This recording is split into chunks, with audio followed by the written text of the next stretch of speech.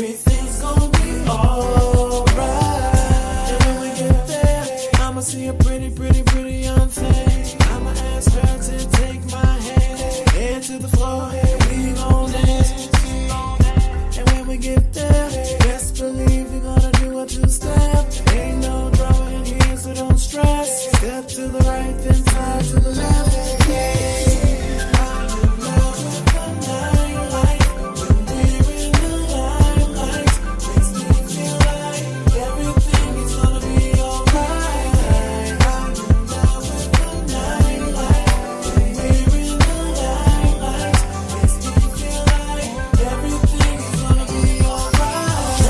Good evening and welcome to the Stephen Knight Show. Hope you had a great Monday and hope it's about to get a little bit better for you.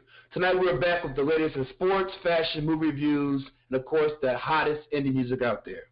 Then we welcome the Fresh Prince of South Beach himself, Prince Michael from VH1's Love and Hip Hop of Miami. Plus Jackson Chery from IET Band joins to discuss his amazing career and the performance they had recently honoring Missy Elliott.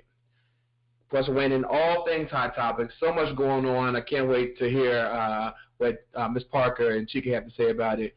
But listen, big announcement. We're now on iTunes, Stitcher, YouTube, Google Play, Podcast Addict, SoundCloud, and Blueberry. You can find all that at our website, thestephennightshow.com. And as you know, we're on social media, Facebook, Twitter, Google+, and Instagram. So connect with us. Listen, when we come back, Hot Topics, right back after this. We can book a flight and leave tonight, yeah. Gibson Music. Baby, where you go? You know I love you so much. Yeah.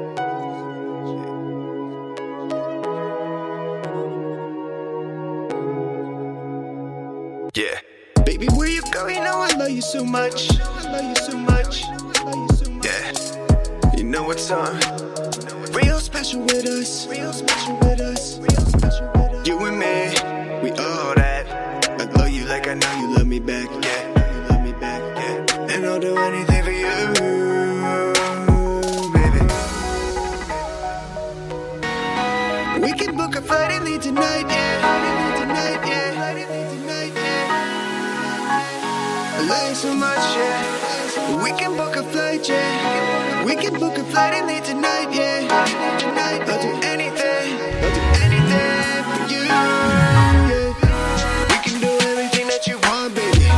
We can book a flight and leave tonight, yeah.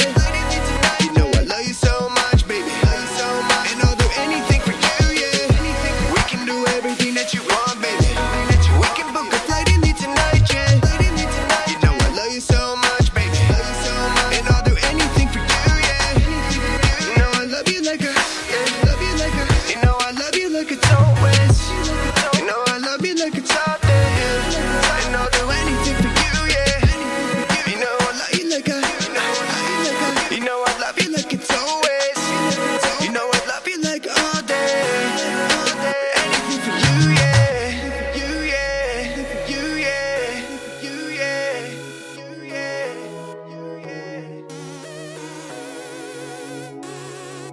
Baby, where you go? You know I love you so much.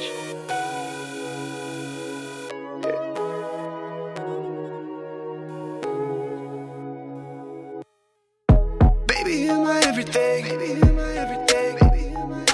Yeah. Baby, I'll do anything. For you. Oh, I'll run the world and I'll book that flight on a one-way. They don't have to know. Baby.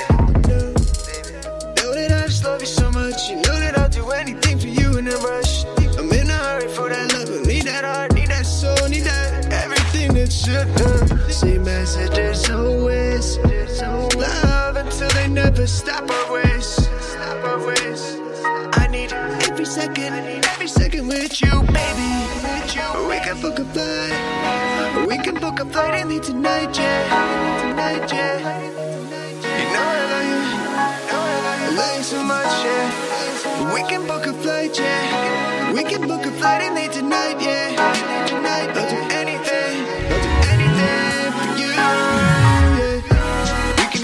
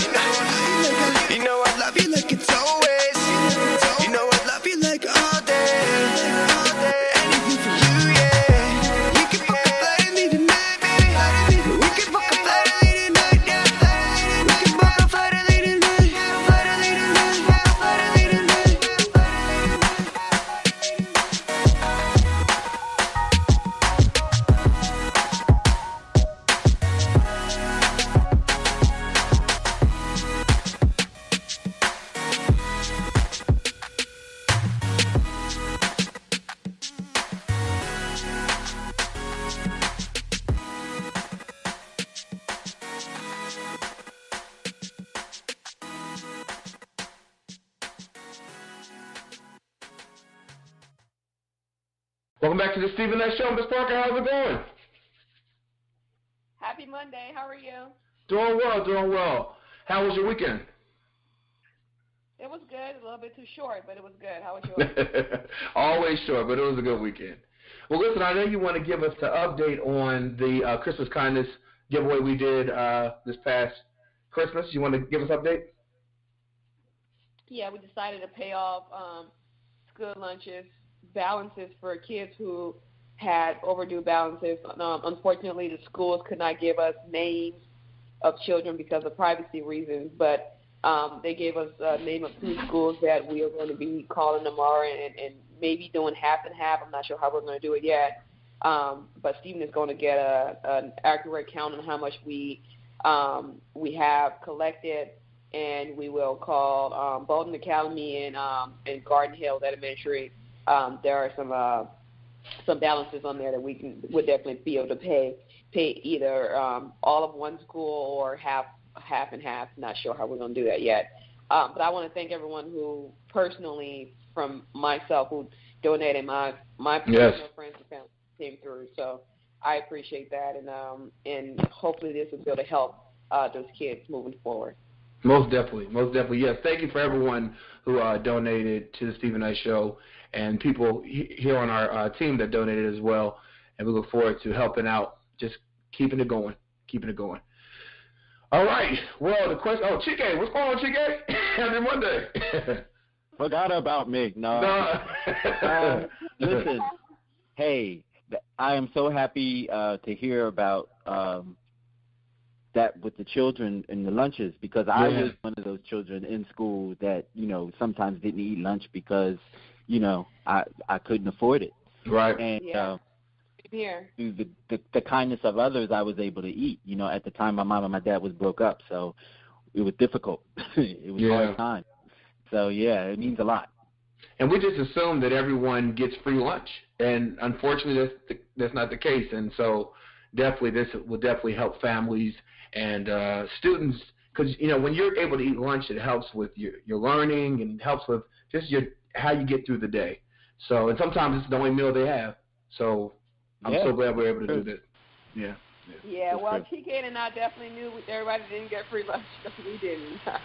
We were one of those kids that needed assistance. So I think that it will definitely be helpful, and I think that we need to be mindful of that moving forward. If you can help at any point, in your life, if you have, the kindness of your heart to donate to a child. There are actually homeless kids in homeless shelters. That's going to be my next probably charity event. I'm going to try to put some things together and drop it off at the homeless shelters. They leave the homeless shelters and go to school. Imagine that, and then back to that. Wow. So those are the kids that probably those are the kids that probably have lunch balances.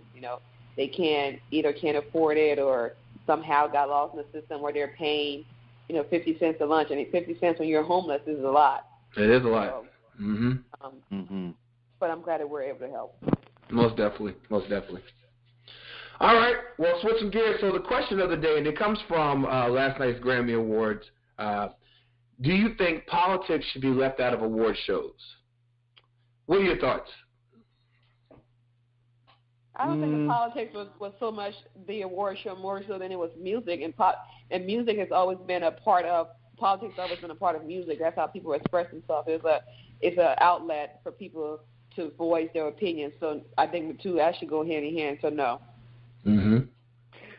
If you stifle that avenue of communication, sometimes that avenue of communication is the only avenue that some people listen to.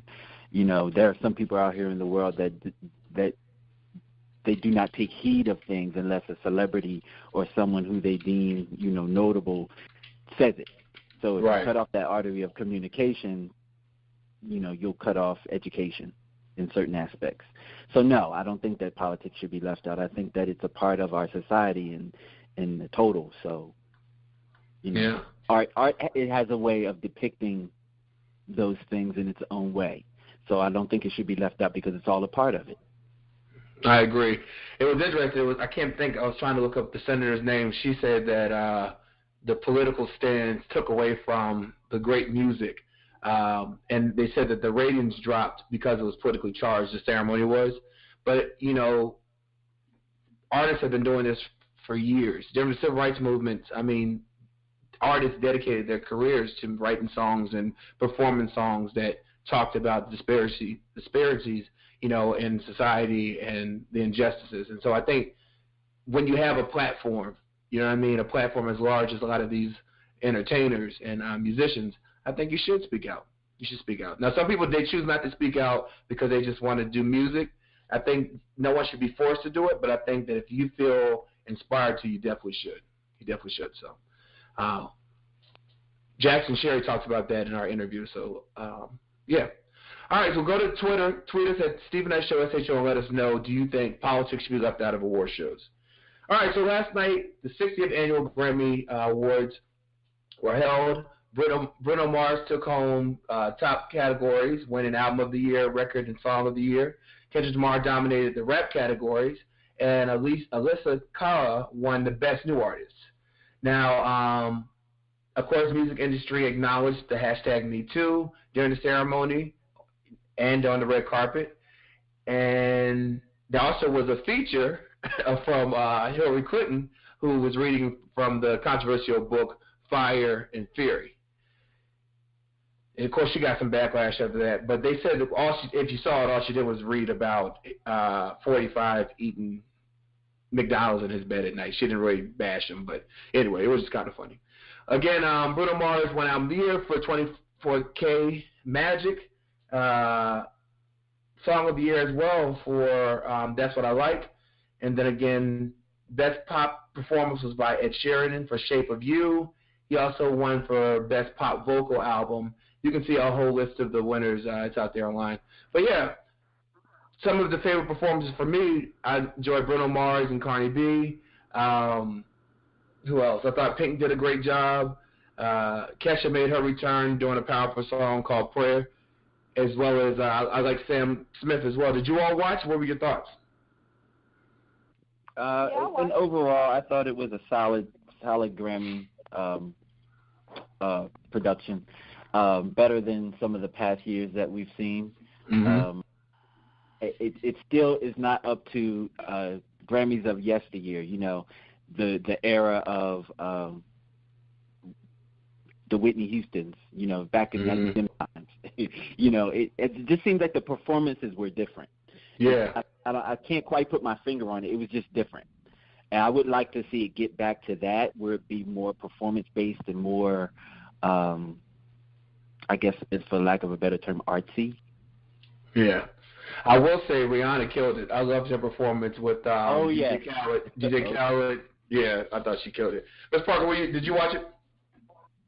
Yeah, I thought they all did pretty well. I found Pink performing a little bit boring just because she wasn't doing her extra stuff that she does. Yeah. You know, definitely Bruno deserved it. I think maybe Jay-Z should have gotten something, but, you know, he was nominated 9 or 8 times. 8 times, yeah. Especially in his city. You know, Kendrick, not to say Kendrick and Bruno didn't deserve it, but I think that that Jay-Z should have received something as well. I know he received the Lifetime Iconic Achievement Award. At the pre-Grammy, yeah. Yeah, and SZA also, she was nominated for 5 Grammys, and she was the most nominations of a female that year, and she went home empty-handed. A lot of people thought, you know, that she should have won something. They thought Jay-Z, again, nominated for 8, should have won something, but I don't know. I think it was interesting, Kelly Clarkson was nominated for an award, and she was asked on the red carpet, you know, because I believe she has 2 now, and they said, you know, it could be 3, and she said, yeah, it would be 3, but actually I'm kind of going for Kesha because the song she has is so powerful and was speaking about, you know, of her sexual abuse. You know, she said that kind of powerful song should be validated. So I thought that was kind of cool. Did Kesha win that award? I don't think she won. I don't believe she won. Okay. Yeah. I think that was awesome that Kelly Clarkson said, and I do think that's a powerful song, and what Kelly said as far as what it represents is definitely true, and I think that's something that you know, coming from another woman and being that supportive, I'm pretty sure Kesha appreciated that. Yes, most definitely.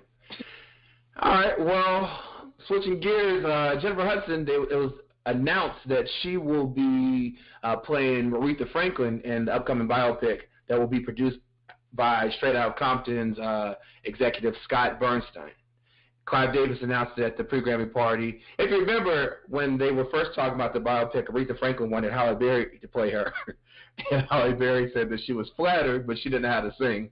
And Aretha Franklin... Who wanted her to play her? Aretha Franklin wanted Halle Berry to play her. And Aretha was Halle said she doesn't know how to sing, so she didn't think it'd be a good role for her.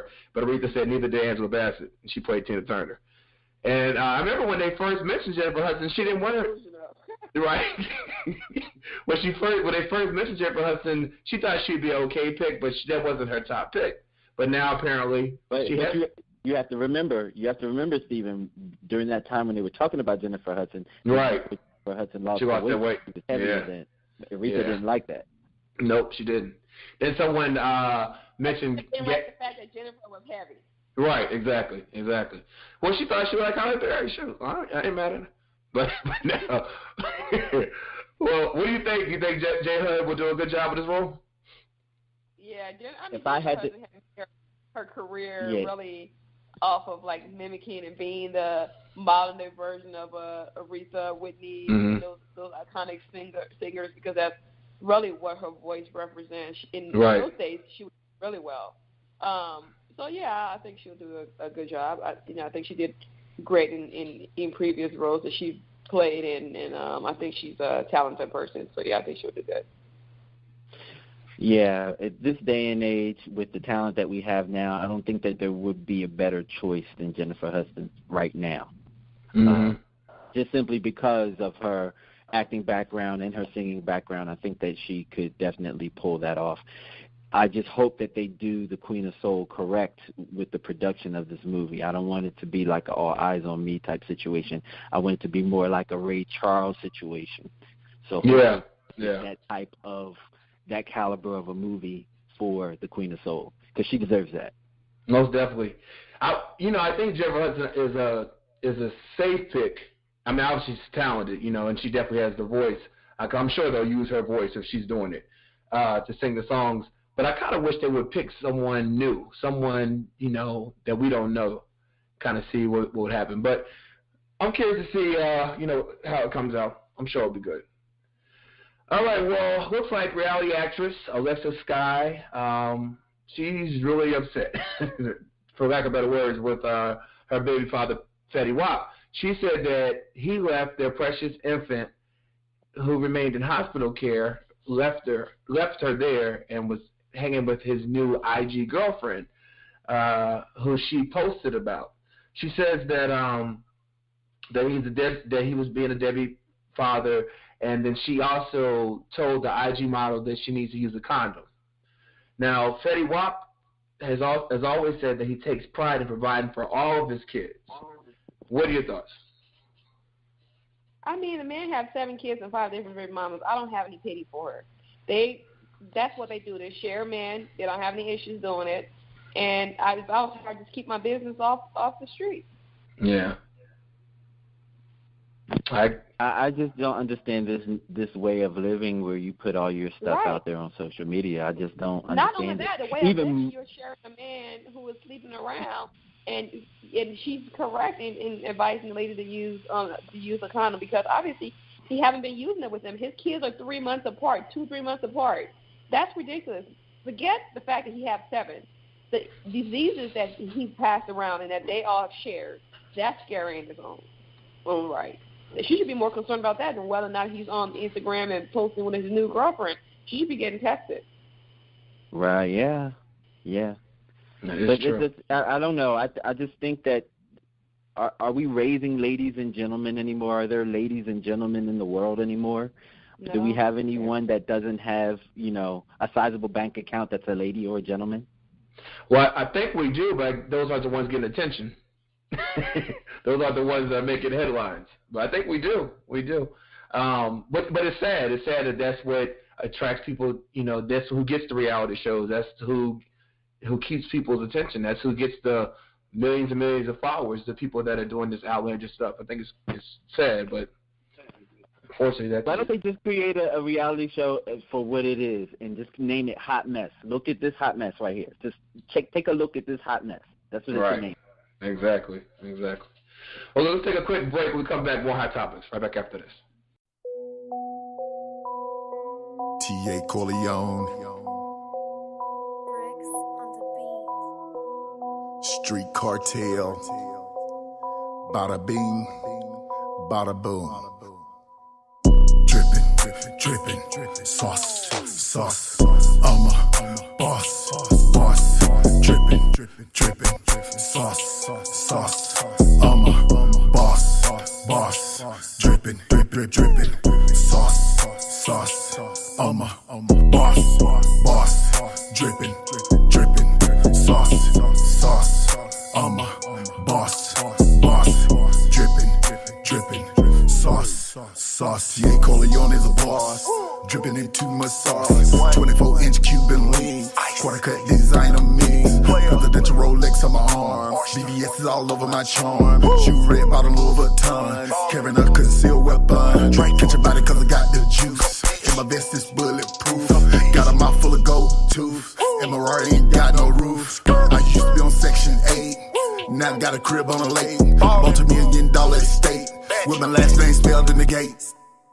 Drippin', sauce. I'm a boss. Drippin', sauce. I'm a boss. Drippin', sauce. I'm a boss. Drippin', sauce. I'm a boss. Drippin', sauce. First cut flight, stretch limousine. Been featured in Source magazine. I turned my dream to reality. Then put my team on a salary. 500K is my budget. Still independent and love it. CEO of Street Cartel. Ball harder than Art Shell. Featured artists in double XL. In my bin is a V12. T.A. Corleone is the truth. One of the best in the booth. All the new king of the South. Don't mention my name in your mouth. Or I'll send them go to your house to kidnap and rape your spouse. Drippin', sauce. I'm a boss. Drippin', sauce. I'm a boss. Drippin', sauce. I'm a boss. Drippin', sauce. I'm a boss. Drippin', sauce. Don't need a ghostwriter or feature, cause I got more verses than preachers. Haters say I got a real big ego, cause I get them bags of peso. In a plug that's an amigo. We keep them bricks in the bando. Shooter posted up with the Draco. Get it out the mud, show nub. Try harder than snow on the blood. Bad boy, but ain't signed a plug. Bros always trying to mingle, even though they know I ain't single. Cause they like I spit that lingo. And I'm packing like Mandingo. Beat it up cause I like it rough. Hoes wanna put me in handcuffs. Drippin', sauce. I'm a boss. Drippin', sauce. I'm a boss. Drippin', sauce. I'm a boss. Drippin', sauce. I'm a boss. Drippin', sauce. Bobby the Hitman, T.A. Corleone, 2018. Capiche.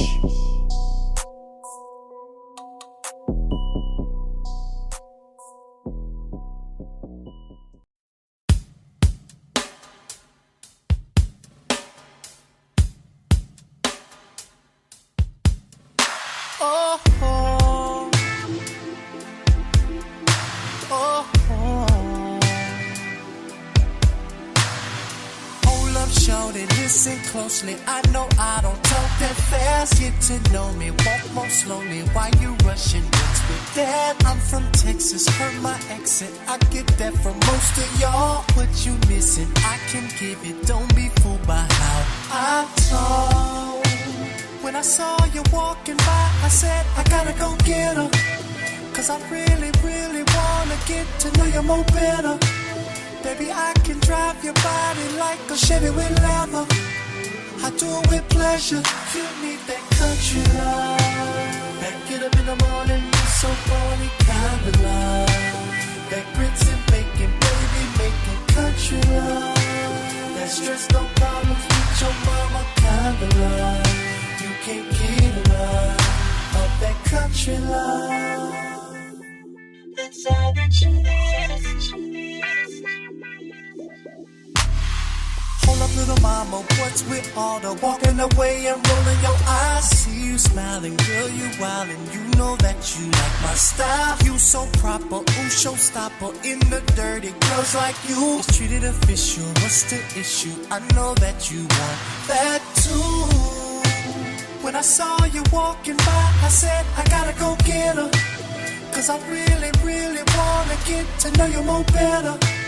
Baby, I can drive your body like a Chevy with leather. I do it with pleasure. You need that country love. That get up in the morning, so funny kind of love. That grits and bacon, baby, making country love. That stress, no problems with your mama kind of love. You can't get enough of that country love. That get up in the morning, so funny kind of love. That grits and bacon, baby, making country love. That stress, no problems with your mama kind of love. You can't get enough of that country love. That's all that you need. And I don't care what you need about me. Girl, I can get everything you need to do. When I saw you walking by, I said, I gotta go get her. Cause I really, really wanna get to know you more better. Baby, I can drive your body like a Chevy with leather. I do it with pleasure. You need that country love. That get up in the morning, so funny kind of love.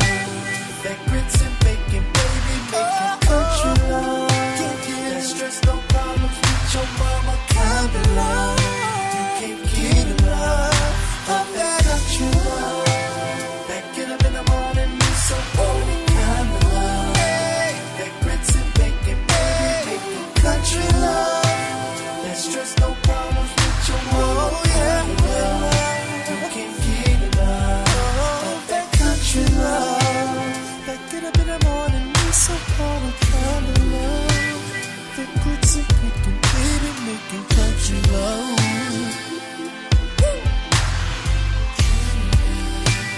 Can't get enough of that.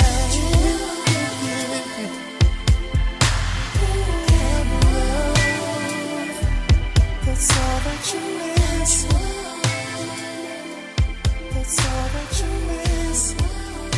You can't get enough of that country love. That's all that you miss. That's all that you miss.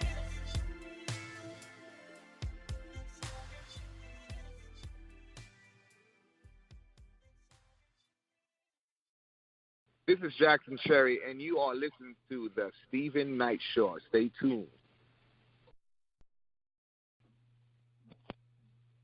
Welcome back to the Stephen Knight Show. I want to remind you all over social media, Facebook, Twitter, Google+, Instagram, and, of course, our official website, thestephenknightshow.com. Plus, you can podcast us on iTunes, Google Play. Google Stephen Knight Show. You'll find us. All right, well, you remember Tommy Lauren? She's the conservative, commentator. She had a show on Fox News. I don't believe she does. Well, she's back in the headlines because Jay-Z, he was on the Van Jones show on CNN talking about his marriage, how he saved his marriage with Beyonce, how they worked very hard to save after the cheating allegations. And he also referred to 45 as a superbug. Well, Tommy tweeted, as opposed to you who raps about bees and sisters and brags about selling cracks, yeah, Trump is the problem, sure, she wrote. Well, rapper Wale got saw the tweet, and he tweeted, Tammy, he isn't the president. Also, weren't you just rapping 21 Savage? Go sit down, my friend. So Tommy wrote back. She said, hey, bud, good to hear from you again. Missed your Twitter presence. So anyway, no, Jay-Z is not president, but he did campaign for Hillary pretty heavily. You know, the same woman who was famous for super predator agenda. Iconic, right? Ironic, right? And Wale, of course, clapped back, and he said, and what if one of the rappers said, grab him by the P? With your name attached, would you keep the same energy, Tammy? Tammy said, go for it. Wouldn't be the first time I inspired a song for you. You're welcome. She later tweeted, these award shows are a perfect example of how out of touch the celebrity elite are with the average American. While they are mocking Donald Trump, he is busy working for the American people and winning for the American people. Hashtag Grammys. What are your thoughts? So she said Donald Trump was working on our behalf? For American people. I know who she meant. She wasn't talking about us. She's talking about her and her people. She's right. He is working on their behalf to make America great again with all the races. So right. She has a point. She was right. The other elite that she didn't mention, the other elite that Jay-Z wasn't talking about, the other ones. Pretty much. I didn't see all of Jay-Z's interview, but I thought the part I saw was very good. So check it out. You can check it out on CNN. All right, well, speaking of 45, you all heard by now probably that he supposedly had an affair with a porn star back in 2006. This was a year after he married Melania, and she had just given birth to their son, Barron. Well, his lawyers reportedly paid off $130,000 not to talk about what happened back in the day. Well, turns out she has been making her, doing her press, going on different interviews, but she has not given up any goods about what happened. But Jimmy Kimmel, he announced that he will be interviewing her on his show, and he's doing it right after the State of Union address tomorrow. And he said he has tons of questions. He tweeted, I am pleased to announce that the very talented Stormy Daniels will be on Kimmel Tuesday, January 30th, after the hashtag State of the Union. I have many questions. What are your thoughts? I'm glad that it fell into a comedian's hands. It's simply because he's going to make it very interesting, in the sense that it's going to be very entertaining as well. Mm-hmm. And I know he's going to ask the questions that your average person would want to ask her. Right. So I'm looking forward to it. Well, apparently the story leaked that he had this affair. Of course, he's saying it's fake news. Supposedly he likes to be spanked with Forbes magazine in the book. So of course he's trying to. They said that a lot of her club appearances and a lot of her appearances, she's scheduled, have been mysteriously canceled. So I'll be curious to see what Jimmy will ask her and how she responds. I saw one interview; she didn't answer anything. She just smiled, nodded. So we'll see what happens. So what's the point in being there? What's the point of even going to the interview? Getting this money.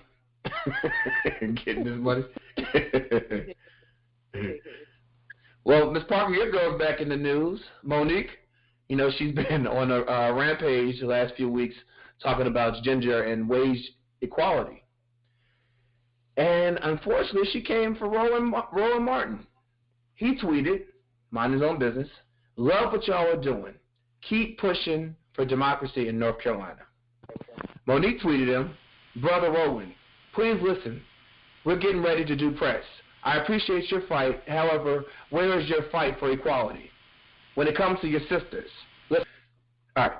Roland Martin had some time. He tweeted, he said, Monique, the fact that you are even asking the questions about what I've done to fight for equality and sisters shows that you don't know. I don't talk about it. I do it. Have done it my whole career. I don't need to talk. I put in the work.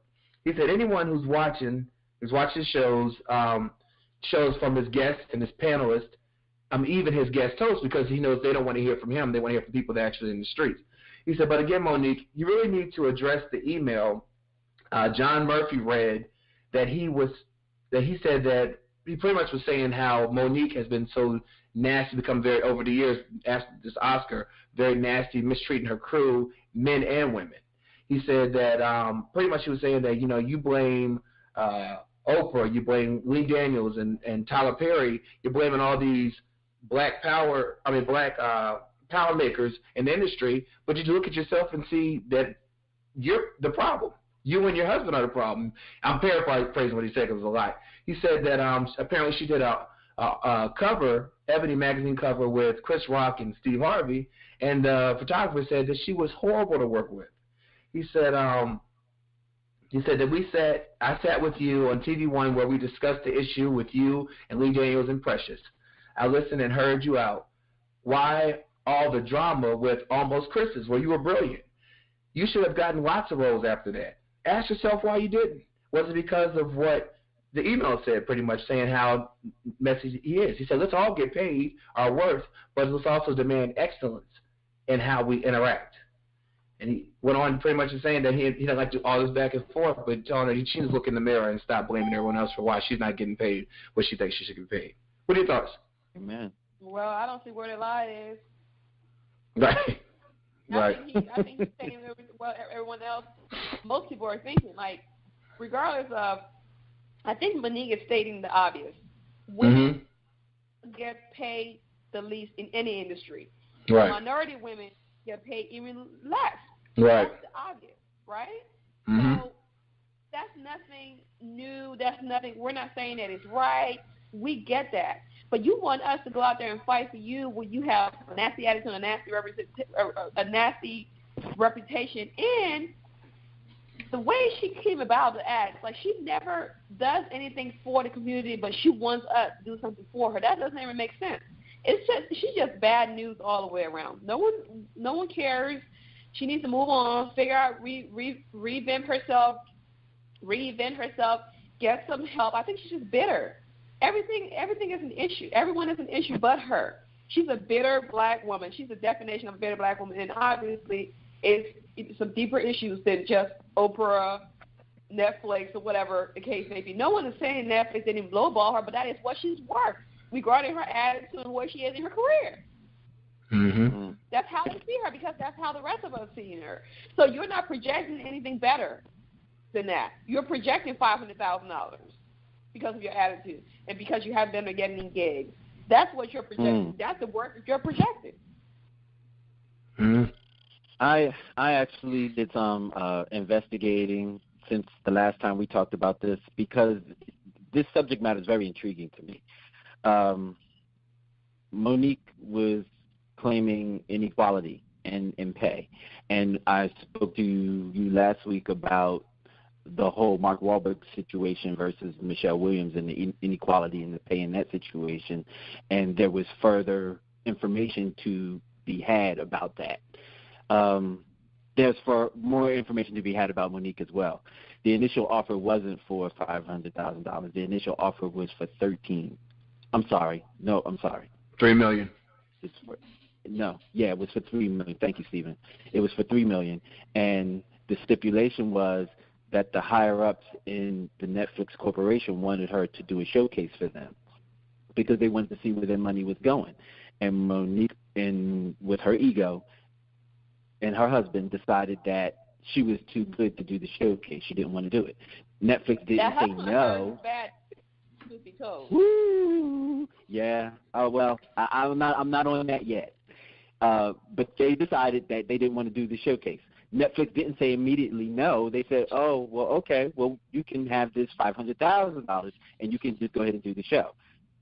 She thought that she was better than the $500,000, and she wanted to negotiate from that, and Netflix said that there's no negotiating with the $500,000.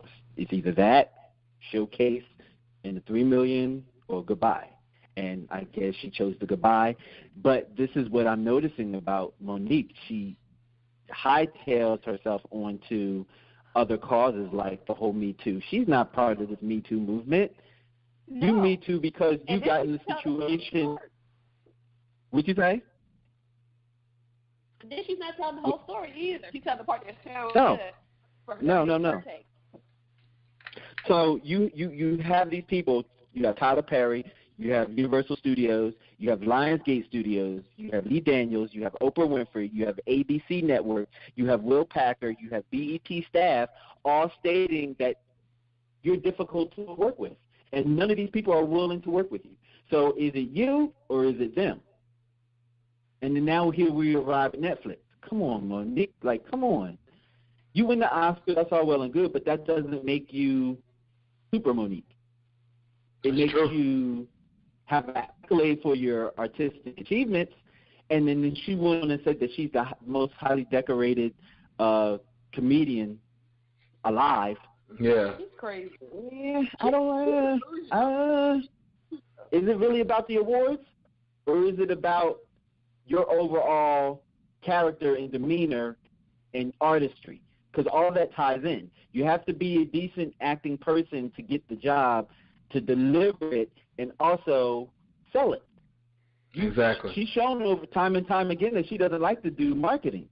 That's what the issue was for Precious. Yeah. And I understand, they wanted money and it was contractual stuff involved, but in any job, I don't know anyone that works in this great state of the union of ours and doesn't pay to play. Everyone pays to play at some point in time. That's true. Yeah, well, I think that the first thing she needs to do is fire her husband as her manager and get someone who knows how to bring back a career and don't say anything. Follow their instructions because she's not going to do that because he went and cried on Periscope. That, he was crying. Loyal to her because of, it made me mad. Yeah, he was crying on the Periscope video. What? Who freaking who? Because she was telling her story and he was crying. I guess in support. I don't know. But yes, it's on there. It's on. I mean, this is career suicide I've never seen in my life. But as Wendy Williams said, enjoy it. She said that the money's going to run out. You're going to live in a hut. Hope you enjoyed the hut because no one's going to want to work with you. No one's going to want to work with you. Yeah. All right, well, we have two more stories, and we'll get to these quickly. This one I just saw before we went live, and I thought it was hilarious. So in a recent GQ interview, 84-year-old Quincy Jones says, the legendary Quincy Jones, says that he has 22 girlfriends, and they all know about each other. He has he has one in Cape Town, he has one in Cairo, he has one in Stockholm that's coming next week, he has one in Brazil, he has one in Rio, he has one in Shanghai, and he said that they range from 28 to 42. He said, would you ever see me with an 84-year-old woman? You're crazy. What do you think? What are your thoughts about this 84-year-old man having 22 girlfriends? Hey, his bank account can hold him. I think his own. I think as long as they know about each other, they're all adults. I personally think it's sick that a 54-year-old would date an 84-year-old. But like I said, they're adults. They're a consenting age. They know about each other. I don't feel any kind of way about it. Yeah. There are different relationships for different situations, and I guess he found his niche with each individual woman. They have their own special relationship. God bless them. And then women see green, too. That's their relationship. But I ain't mad at them. Right. All right, last story. Quiet as kept, right. Our last story, this one, they've been talking about Celebrity Big Brother. They've been saying that they wouldn't reveal the cast until it was closer. Well, last night, during the Grammys, they did reveal the cast of Celebrity Big Brother. And guess who's going to be on there? Omarosa. So she's going from the White House to Big Brother house. Other names include Keisha Knight Pulliam, who you all know from The Cosby Show, American Pie's Shannon Elizabeth, ex-NBA basketball player Metta World Peace, formerly known as Ron Artest, Real Housewives of Atlanta Brandy Galville, Big Time Rush star James Maslow, someone put who, and then a mixed martial arts star Chuck Little, and RuPaul Drag Race judge Ross Matthews, who got his start on Jay Leno. You might remember him. He was a little chunky guy. Will you be watching? So, Steven, no, I will not be watching. But for the ones that you mentioned that I know of, they all have one thing in common. They all had some type of breakdown in life. Like that's true. Just saying. Yeah. Well, I'm telling you this right now. Omarosa is going to bring in big ratings for this show. I just started watching Big Brother maybe 3 seasons ago, and it's if you haven't seen it, it's a good show. You have to be very manipulative. You have to be very, like, you can literally, Chike, I can tell you that, we're a team, we're working together behind everyone's back, and then stab you right behind your back. I mean, but you have to be able to get along with people. And Omarosa on reality TV, I'm telling you, Big Brother came up. They came up. I bet you they paid her good. They came up because she's going to be great for this show. People are going to hate her. But they're going to love to hate her. She survived in the White House for a whole year. Yeah.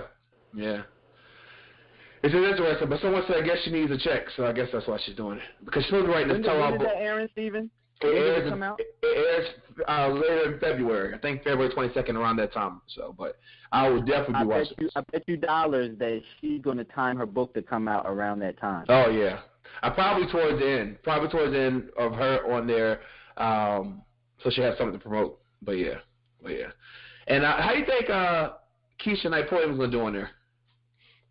Did they get voted off on that show? I'm not familiar with the show. Yeah, the cast votes you off, and then sometimes the audience, the viewers at home can contribute to that. She'll be an early dismissal. Well, we'll see what happens. Well, listen, thank you so much for Hot Topics. Ms. Parker, as always, have a great week. And, Chike, I know you're staying on for movie views. Have a great week, guys. All right. We'll be right back after this.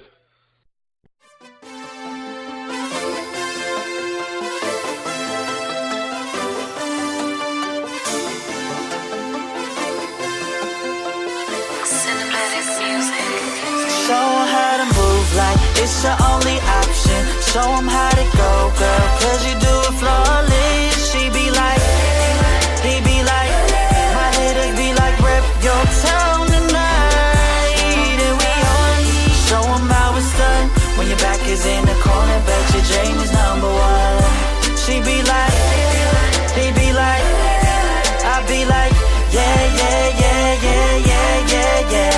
Let me start this anthem all proper. From poverty, I still finish college.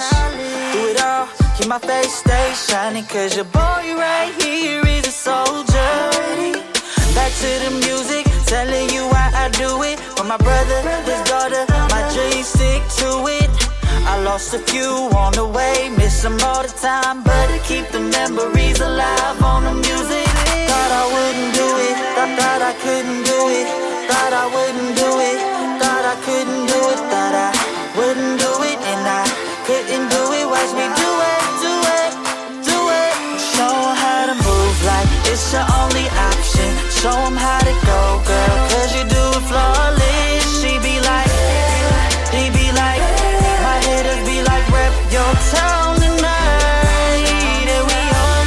Show 'em how it's done when your back is in the corner, bet your Jane is number one. She be like, he be like, I be like, yeah. People telling me you only get better, so don't stop, bruh. You deserve to win for sure. Got $1 and a dream, and no 100 guarantees I'm gonna make it out this life. That's cool with me. Trust in my faith and my beliefs. Music therapy. So you understand? I just wanna be the man. Yeah. They thought I wouldn't do it, thought I couldn't do it, thought I wouldn't do it, thought I couldn't do it, thought I wouldn't do it, and I couldn't do it. Watch me do it.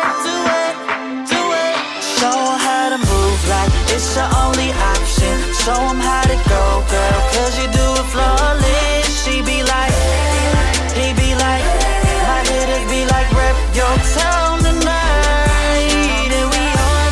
Show 'em how it's done when your back is in the corner, but your dream is number one. She be like, he be like, I be like, yeah.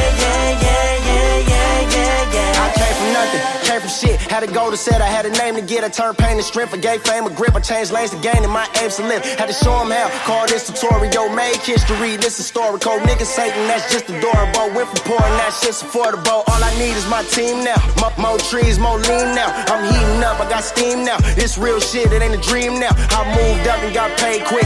YH, who I stayed with. And this here look beautiful, like the baddest bitches I laid with. They thought I wouldn't do it. They thought that I would quit. Can't take no losses, I'm a boss. Tell all y'all bosses I'm the shit. Y'all boys so off, but I'm a hit. Got no time to talk, I'm getting rich. Can't hear yo talking like I'm deaf. And I kill no coffin with the shit. Show 'em how to move like it's your only option. Show 'em how to go, girl, cause you do it flawless. She be like, he be like, my haters be like, rep your town tonight. And we on. Show 'em how it's done. When your back is in the corner, bet your James number one. She be like, he be like, I be like, yeah, yeah, yeah, yeah, yeah, yeah, yeah.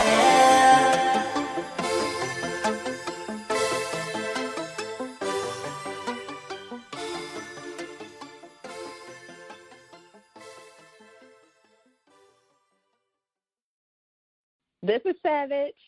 And this is Ty. And we are from the Articulate Podcast, and you are listening to The Stephen Knight Show. Welcome back to The Stephen Knight Show. Our next guest, Prince Michael, is a party promoter, model, actor, TV host, and a prominent staple in Miami nightlife.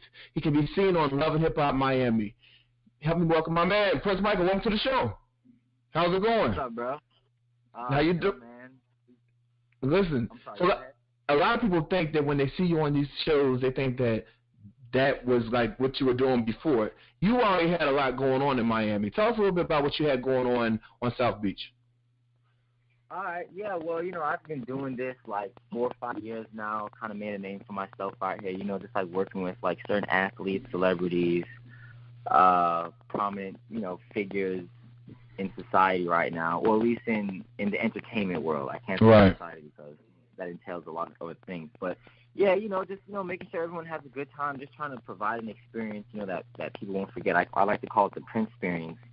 And that's really just what it is, man. Just, putting smiles on people's faces, at the same time, securing my bag, make sure I'm doing everything that I can do. Right. Myself to the next level.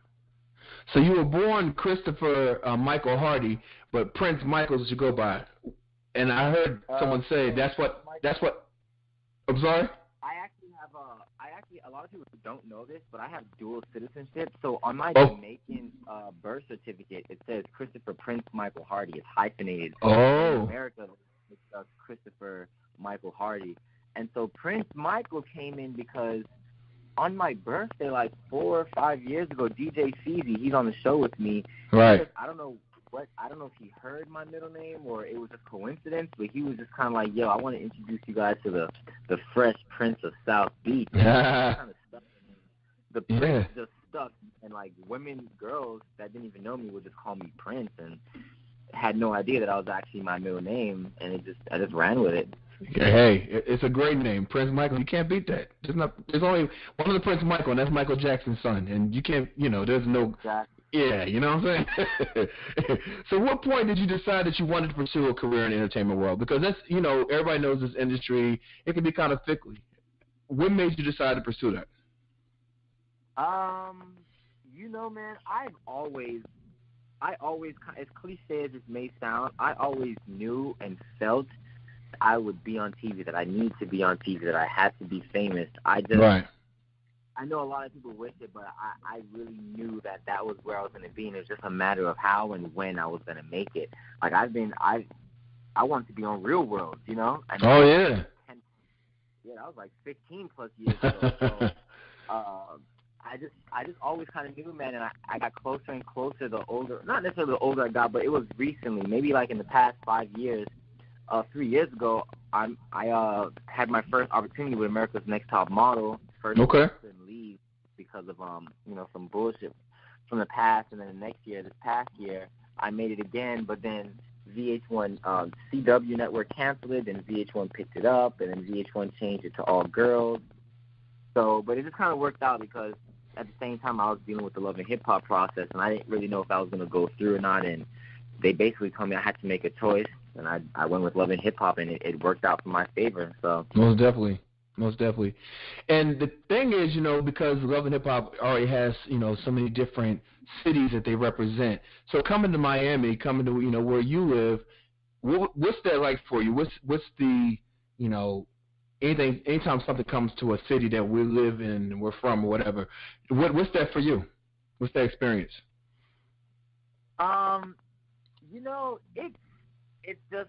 It's all around humbling. Mind you, this is my first time being on TV, so it's just exciting for me. I love every minute of it. I love the fact that it's in Miami. It's a rich culture down here. It's completely different from all the other states. You have such a wide variety and diverse hub of cultures and people. It just gives a completely different aesthetic to it. So it's really exciting, and it's even more so exciting that I'm on the show. I'm a representation of a certain culture of Miami, you know what I'm saying? A certain hub, and that's a big deal. Maybe a lot of people will be like, well, he's not Miami, he doesn't represent me, but I'm on TV for it. I'm born and raised here, so I am a form of representation. So it's kind of cool that I'm considered an OG. I'm the first on the franchise. I'm a main cast member. Yeah. So it's really honestly just a humbling experience, and especially it's dope to see all of my classmates, because my high school 10-year reunion is coming up. Maybe that's crazy. Yeah. On Facebook, and they're all proud. Wow. Are you going to Are you gonna go? You're damn right. I'm gonna go. You got to now, right? You definitely got to. It's exciting, man, and it's dope because a lot of people from my past know where I've been, what I've been through, the struggle, trying to climb out the ashes. So it's dope to hear their feedback and tell me how proud or happy they am that I was able to climb my way out the ashes and really figure out my shit. Most definitely. Well, so on the show, we have Trina, we have Trick Daddy, Gunplay, Shay Johnson, Lamara, Veronica, JoJo, Bobby. A lot of people on the show. Who do you get along the most with in the cast? On the cast, get along the most with? Yeah. I'd say Bobby's my boy. Okay. Bobby's my boy. That's the homie. We actually didn't film any scenes together. We didn't. We never really interacted during filming. It was closer to the end of filming that we got cool, because Bobby's cool with a lot of prominent women, just being gay. So it's right, yeah, easy. He puts them on me. You know what I'm saying? I can't tell you how many girls Bobby slid my way, and then people don't even know it. So I would say Bobby, I'm the coolest with. Then after that would maybe be Amada. We're really, really cool. I was talking to her yesterday. I've known JoJo for about 7-8 years. I knew her before the show. Shay Johnson's cool. We got cool during filming, but those would be the people that I'm the coolest with. Okay. But it's an honor actually, because I've had both Trick Daddy and Trina acknowledge me, and to me it's flattering, because it's damn, I grew up in the same hood, the same right down south where they're from. It's just damn, I got Trina calling me the Don Juan of South Beach. Trick Daddy saying he fucks with me. Yeah, the pretty dude, I fuck. You know what I'm saying? Nice. That's big, right? Yeah. So I've interviewed a lot of people who've been on reality shows, and watching a reality show versus being on one is a different experience. So what was something in the process of you being on this show and them doing the filming that surprised you the most? Watching how they edit it. Yeah. You know what I'm saying? That's been the most oh shit. Okay, you hear everybody talk about it. You hear people, talk about it, complain about it. But it wasn't until I saw myself in my first exactly. episode, I was okay. But outside that, honestly, bro, I love it. They have this little joke on set called "Hurry Up and Wait," and it's basically where they're rushing you, they want you to hurry up and get there on set, and you're on set 2 hours before you even start filming. Before you even start, so, right. I just love the entire process. Because, even if nothing comes of it, even if I don't capitalize on this opportunity, I don't, catch the wave, I just totally, vanish. You know what I'm saying? Like, it's still an experience that I'll never forget. I can tell my kids about, right. my nieces, my nephews. Like, it's crazy because, especially for me, for someone like me, a lot of people don't realize the things that I've been through, the trouble that I've been in, where I probably should be, and I've escaped, the laws so many times that to make it on TV, to be known as a public figure, to have people really, like, watching my every move, what I'm doing, what I'm saying, what I'm wearing, it's like, it's nuts. It's crazy, right? Yeah. It still doesn't feel real. We're about to be on episode 4, and I still don't feel like I'm on TV. I still don't feel like, I'm like, there's no way. This isn't, pinch me, wake me up. Right. Do you ever forget the cameras are following you? I mean, I know this is, it's a new season, but do you ever feel the cameras? Do you see the cameras? Like, I think some people have said over time, they just get so used to being them that they forget the cameras are there. Have you gotten there yet? I've always been a natural in front of the camera. You know what I'm saying? Like, the camera that's the eat. Like, it's, I don't know if you've watched any of the episodes yet, but it's so natural. It's nothing. It's like I was legit, like, made for it. Not even to be funny. So the cameras, I know they're there, but you don't pay any mind. Yeah. I'm just doing it. If anything, it bolsters me even more. It's like, all these people are here for me. These cameramen are here for me. Right. Exactly, right. I'm going to give them a show to watch, right? So your storyline, you have your girlfriend, your girl, right, Liz, and then she's friends with DJ Michelle Pooch, who is kind of a rival of yours. Yeah. What can we kind of expect? What's the background? First of all, what's the background behind the whole conflict with you and DJ Michelle Pooch?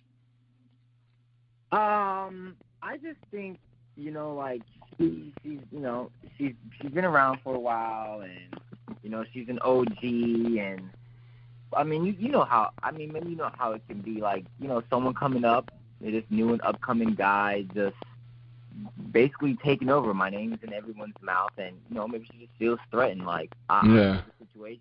I don't know if she feels like I need to give her some kind of, like, tribute or the case is, but we're in two completely different lanes. I've never had anything to say about her or anything, like, negative prior to her, like, having beef with me. So I honestly don't see where the issue is, because she's in EDM trance, like, she's in that, the Caucasian world. I deal with a lot more clientele, so the fact that they're putting us up against each other, or she's trying to have beef with me, is just funny to me, because, like, one, you're fighting for a title, a moniker, a name. Right. You know what I'm saying? Right. Grown ass, you're damn near 40 years old, and you want the crown and the throne that bad, like, baby girl. You know what I'm saying? Like, it's not that deep. I'm trying to be we can have all this shit, to be honest with you. Right. Now, your relationship, a lot of people, they consider you, a quote-unquote playboy, like a player, what I mean? What do you say to them that are like, why is he messing with this one and that when he got Liz? I mean, I had to ask. Everybody was, when I told you that we were coming on the show, they said, ask him why that man doing her like that. Bro, listen, I'm gonna be as 1,000 as I can. You know what I'm saying? Like, my father was a Rolling Stone. Apple doesn't fall far from the tree. You know what I'm saying? Right. When I was younger, I didn't really, get women like that. I didn't have women falling for me or enamored over me or anything like that. I went through puberty. I grew up, got a little change in my pocket, and it's different. And sometimes it's hard to, like. I'm really honestly not trying to make an excuse. It's just I can't help it, and as long as I'm in nightlife, it's gonna be. It's hard, right? Yeah. You got girls out drunk, lit, smoking, drinking, on pills, and plotting. I've had girls try to pull my dick out in the fucking club. You know what I'm saying? Wow.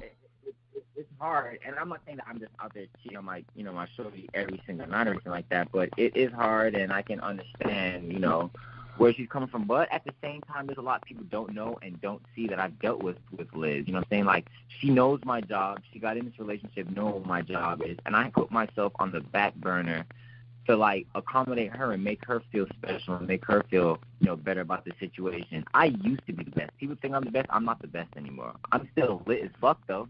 But I don't go to the club with 40, 50 bitches anymore, because you know, like I stopped doing the things I used to do that made me the best to make her feel comfortable and included in life. And I think that she forgot that along the way, or just didn't appreciate it. You get what I'm saying? Like, I acknowledge everything that she's ever done for me, that she does for me, and that she continues to do for me. Right. But she doesn't understand that at the end of the day, if I lose all this, there's nobody to turn to. I can't go ask my mom for help. We don't speak. I can't ask my dad. He's going through his trouble. My family's not like that. My little cousins don't have their shit together. If I lose everything, who can I turn to? No one. I only have myself. If she loses everything, she has her parents, she has her sisters, she has her aunts, her uncles, she has a whole Hispanic support system. You know how Hispanics are about. Oh yeah. It's not like that. I'm on my own. So at the end of the day, as fucked up as it sounds, I'm gonna make sure that I'm good for the future. And if that means potentially losing out on the mother of my kids, the love of my life, then it is what it is. But I come from shit. And I don't want to ever go to that. You know what I'm saying? I used to have to steal food from Publix, clothes from Target. I never want to have to do that again. So although I'm not completely, attributing everything that we go through to just that, like I know there is problem with women, but at the end of the day, my main focus, my main goal is the next step in my life. It's all about linear growth, and I'm trying to be great. I'm the only person in my family with my last name that has the opportunity to create a legacy and have our last name last through the centuries. I'm the only one that has that opportunity. And she either can, get on the wave and ride with me and ride for me and put up with the bullshit, which she doesn't have to. She's entitled to that. And, move on. Or she sticks by my side and, when everything comes to fruition, she eats. Yeah. All right. Well said. Well said. Well, so last on Love Hip Hop Miami, what do you want people to know? Because you talked about the editing, and I remember there was this dude at another on another reality show. He actually went to my gym here in Atlanta, and he was saying that the image that they put out about him just was not him, and it kind of backfired on him. So, what do you want people who watch the show to know about you, outside of the show?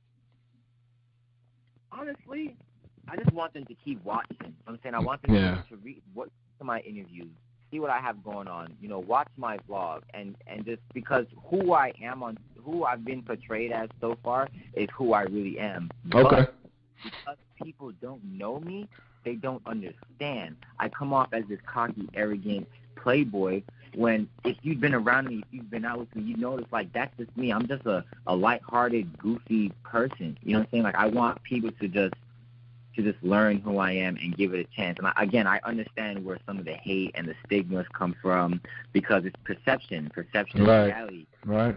Perfect example. Everybody pretty much hates Trump. You know what I'm saying? Based oh on my God. His persona. Who? No, but listen. I have a point. All right. We all hate his persona and how he comes off, what he says, what comes out of his mouth. Mind you, he has done and said some outlandish shit. But we're not his son, we're not his daughter, we're not his wife, we're not his uncle, we're not his father, we're not his cousin. We don't know how he treats them. We don't know what it is about him that they love. You know what I'm saying? That although our perception of him is this fucked up idiot, we don't, really know. Our perception is based off of what we see, what we hear, and what we hear other people say. And that's been the same thing with me so far. So I won't say that Love and Hip Hop is portraying me unfairly or poorly. I'll just say that people need time to get to know me and know who I am and realize that this isn't a gimmick. This isn't me putting on or being extra. This is just me in everyday life. I'll be in fucking public, doing a jig while I'm grocery shopping. Yeah. No, I feel you. But don't compare yourself to Trump. We don't like him at all. No. I know what you meant, though. I know what you meant. I'm messing with you. Well, before we go, let's talk about your denim line. You have a denim line. Tell us about that. So I have a denim. Well, it's not just a denim line. It always kind of just gets compartmentalized like okay. that. But I have a line. It's called Royalty. Right now, I have the denim part of it that I'm working on. I'm really trying to find the mesh between Saint Laurent and Fashion Nova, but with a price in between because I'm just looking for high-end urban fashion. Okay. At the same time, that comfortability, that wear, that durability, and still somewhat affordable. I have that. I'm working on my bomber jackets. I just received my sample. They're very different, very essential, very ostentatious, outlandish, very mean. You know, so anything that I drop in my line, it'll all be limited pieces, is gonna have a little speck, a little reflection of me and who I am and my style as a person. Okay, most definitely. Well, tell everyone where they can keep up with you. I know you have your video blog on your website. Tell us about your website and where they can keep up with you on social media.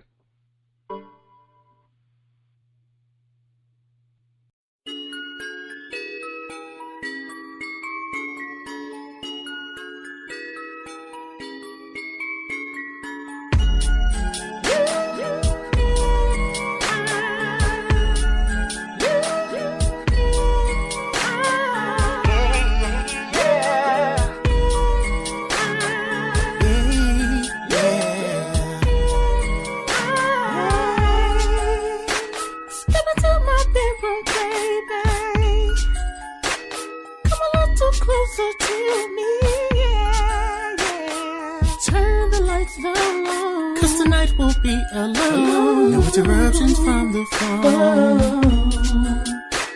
You got my body feeling bigger, dripping like I got a fever. Yeah. No distractions will occur, 'cause you know what I prefer. Those famous three letters. Ooh.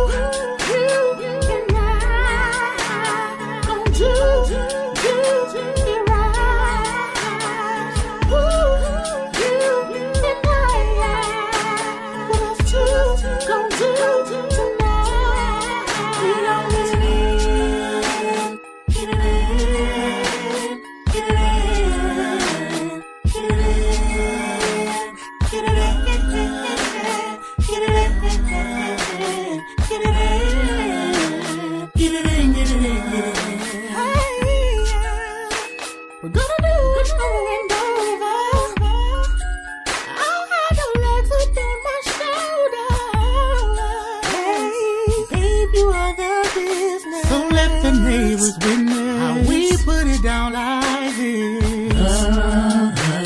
From the bedroom to the kitchen, your love's like high definition. It's gonna be you and I for the rest of our lives. Those simple three letters go so ham together.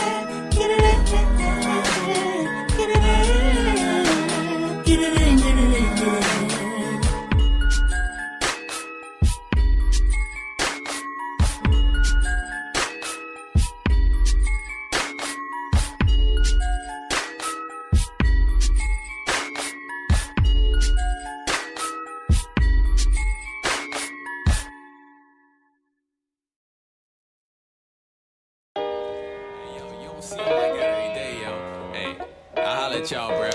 Hey, I see y'all at the shoulder line, alright? That breeze too fly to let go. If I come right back, though, enjoy me, though. Like, see, I set your tone, know your sound, rock your headphones. I ain't trying to interrupt. Crack a smile and she stopped, follow through like what's up. Thoughts on my brain, you ain't gotta spit game. Probably hear it all the time about a frame, switching lanes. So I asked her, what you listening to? Most Def, Black Thought? Word, I fuck with them too. She asked me who the best rapper was. Should I crack a lie, tell her who I was? I'ma play it chill though. Don't wanna see you walk away, booty too fat. Got me like, baby, baby. So I took a step and told her probably old school Method Man. Cause Nas and Jake is way too expected, man. She told me Rakim and Slick Rick was tied for number one. I'm feeling like she one up me, son. We talking hell. Man, she ain't like them other something special in size. We talking hell, how, hell, how. She can read my mind, know that shit's hot. Now we talking hell, how, hell, how. Yeah, she know what stuff, I kid you not. We talking that hell, how, hell, how. Hold up, booty got me like, baby, baby. Like, so we talking back in time. Picking my brain lyrics to Aquemini, like Return of the Gangster. Thanks to, according to plan, we gon' fall together like God placed us. I'm on. It's obvious she don't fuck with trap. And even that Black Eyed Peas happy rap, she don't fuck with that. Something special, totally left field. Found myself overwhelmed with the knowledge of hip hop. She too real. Head over heels, but see her play it cool. Talking about what's better, old school or new school. Told me what I'm acting for. She don't fuck with Macklemore, knowing what I'm after for. Call me on my shit, I'm like LMFAO. Wanna tell about my roots like I'm the C 2.0, but don't wanna think I'm just another trying to blow. She interrupted and dropped the unknown names. And she about to see a show by this crew named it lit around the way. I'm like, word. Wish I could make it, heard they dope. Clark Kent up in that bitch, enjoy the show. We talking that hill. Yo, so I skated off, I ain't even take a number or nothing. The funny shit later, we at the show, got the crowd chanting. You know what I'm saying? I'm just looking at her while the crowd rocking that shit. She looking back like, son of a bitch. Hey, you already know.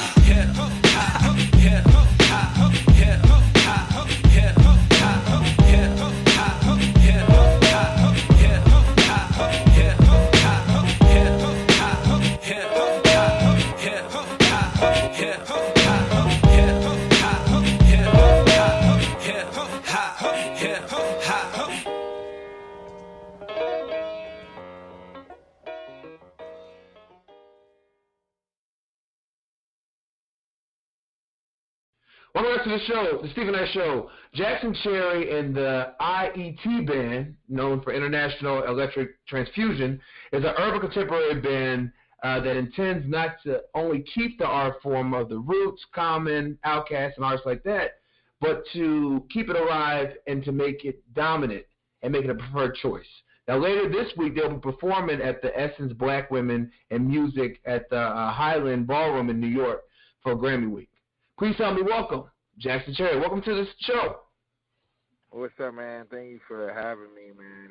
It's a pleasure to be with you. And how can I say, break bread over the phone. Most definitely. Well, listen, for those who haven't heard, living under a rock, they haven't heard of you, you've done some amazing work. Can you tell us a little bit about your background, a little about some of the things that you've been able to accomplish thus far? Well, Stephen, man, so background is how can I say, man, my background musically is church, right? Yeah.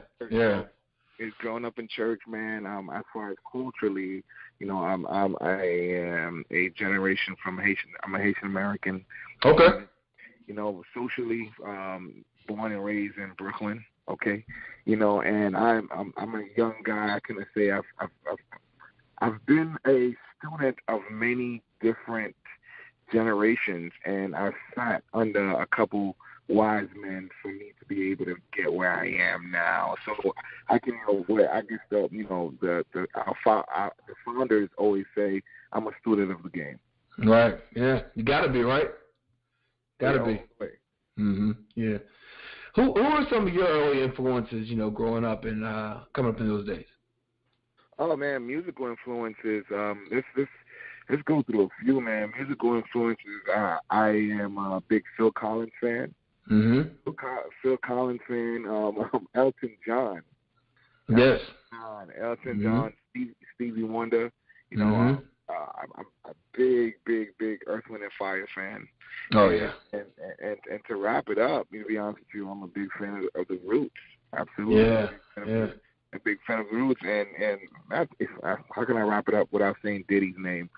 I'm a big fan of Diddy just because of what he has done with bringing music to a forefront at a different level, just like Jay-Z. But I grew up, just how can I say, just studying Diddy's game and how he's done what he's done.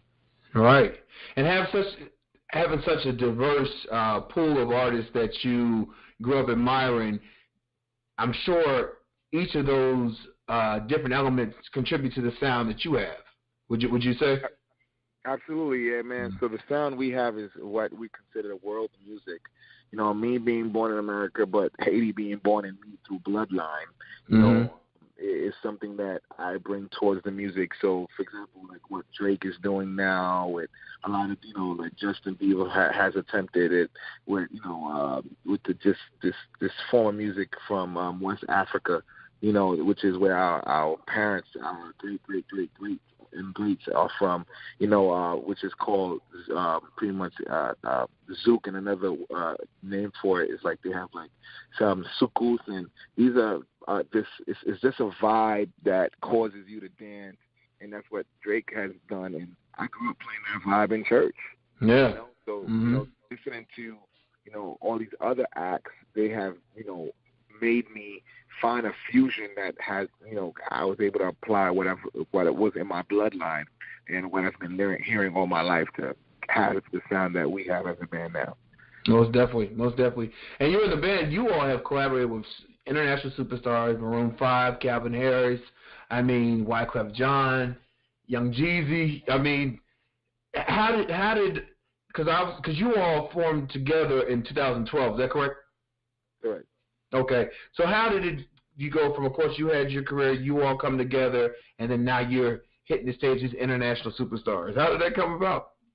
Man, my biggest word is the big letter G, grace, man. Yeah. Grace, because if you asked me 10 years ago what I've been doing, I would have never said this. I would have said music, but not doing it like this. I always known I was going to be great, but I don't know how great and where be useful in my greatness, right? So for me, everything was coincidental by grace, like how can I say, like me, sharing a stage with Calvin Harris in Colombia, with Lamar Rodriguez, partnering up with Fortune magazine to do Forbes magazine. Forbes magazine, yeah.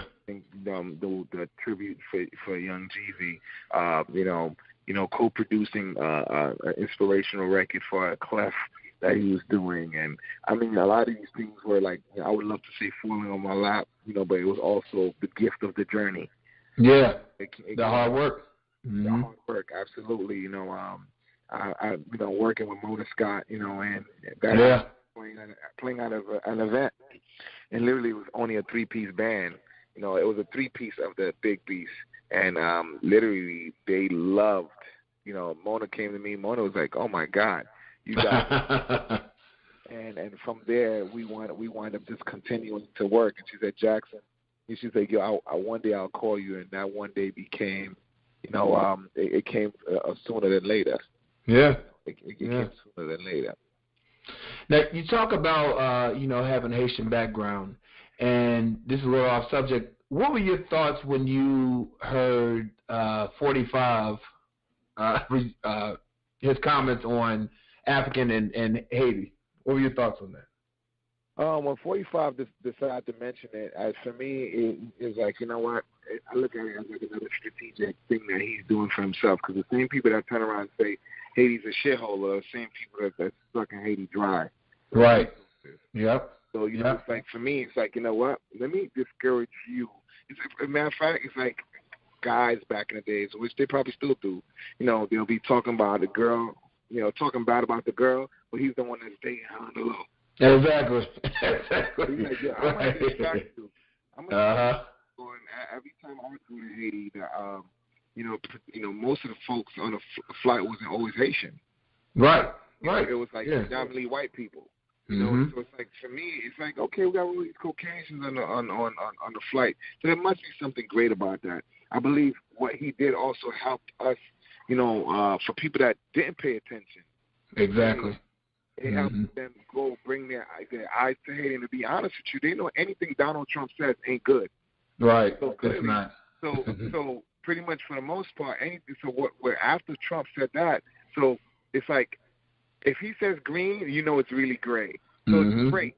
Oh, it's really that bad. So this place must be great. Yeah. I mean, So, you know, so for me, it brings the time for us as Haitian Americans, you know, to highlight the great things that our great parents did. And let's be real, you know, a Haitian person founded the structure of Chicago. You know, the British. America couldn't beat the British without the Haitians coming in the revolution to help them fight. You know, exactly. You know, like jazz was actually started in Haiti. You know, yeah. And Louisiana and New Orleans wouldn't be who we are without Haiti. You know, for example, without Africans, let's be real, that where would music be today? Exactly, because that's all they're doing is copy. Yeah. You're absolutely right. You can accredit Drake all you want for what's going on, but honestly, you gotta credit WizKid for that bringing what he did now. But now you can't even go to WizKid. You gotta go deeper. You gotta go to Fela, and from Fela you gotta go deeper. So for me, you know what I mean, it's time for 45 in America to respect the root of where things are from. Exactly. Not to say you don't respect who have evolved it, because everything has to evolve, right? So at the end of the day, basketball today, I believe today's basketball is the best basketball that's been played of all time on the skill level. On the skill level, yeah. You know what I mean? You know what I mean? Maybe not the way the refs and they say the game has got soft for sure, but skill level. But those guys, as skilled as they are, they can't say anything without mentioning the guys they watch to give them. Exactly, right. The greats before them, exactly, paved the way.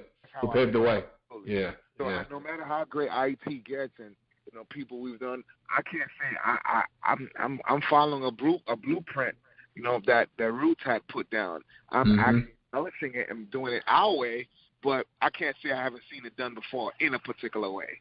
Yeah. Well, you know, a lot of music artists and people in entertainment have spoken out. Well, before they probably wouldn't have been as vocal about the climate, the political climate in this country.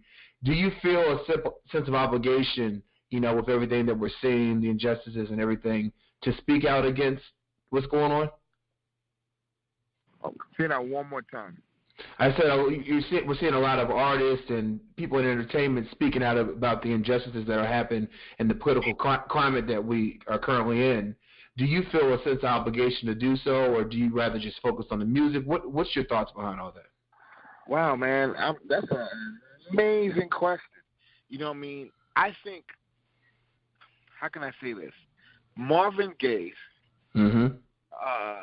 Stevie Wonder, and all these guys, if you listen to all the records, you know, Marvin Gaye and Stevie Wonder put down, all these records were records talking about the time. Absolutely. So is it fair to say Marvin Gaye and Stevie Wonder were activists? Absolutely. Yeah.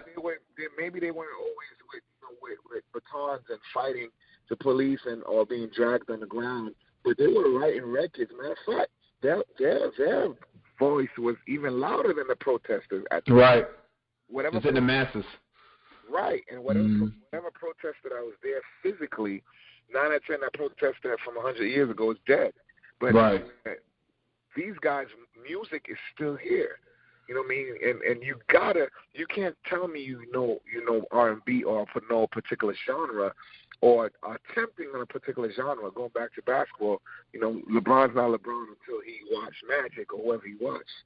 You can't attempt certain kind of music until you have, you know, even if it comes through you naturally, you still have to go back and do your homework. Absolutely. Right? Absolutely. So when you go listen to Marvin Gaye and listen to what he was saying, even if you listen to Bob Marley, you would thought Bob Marley was here.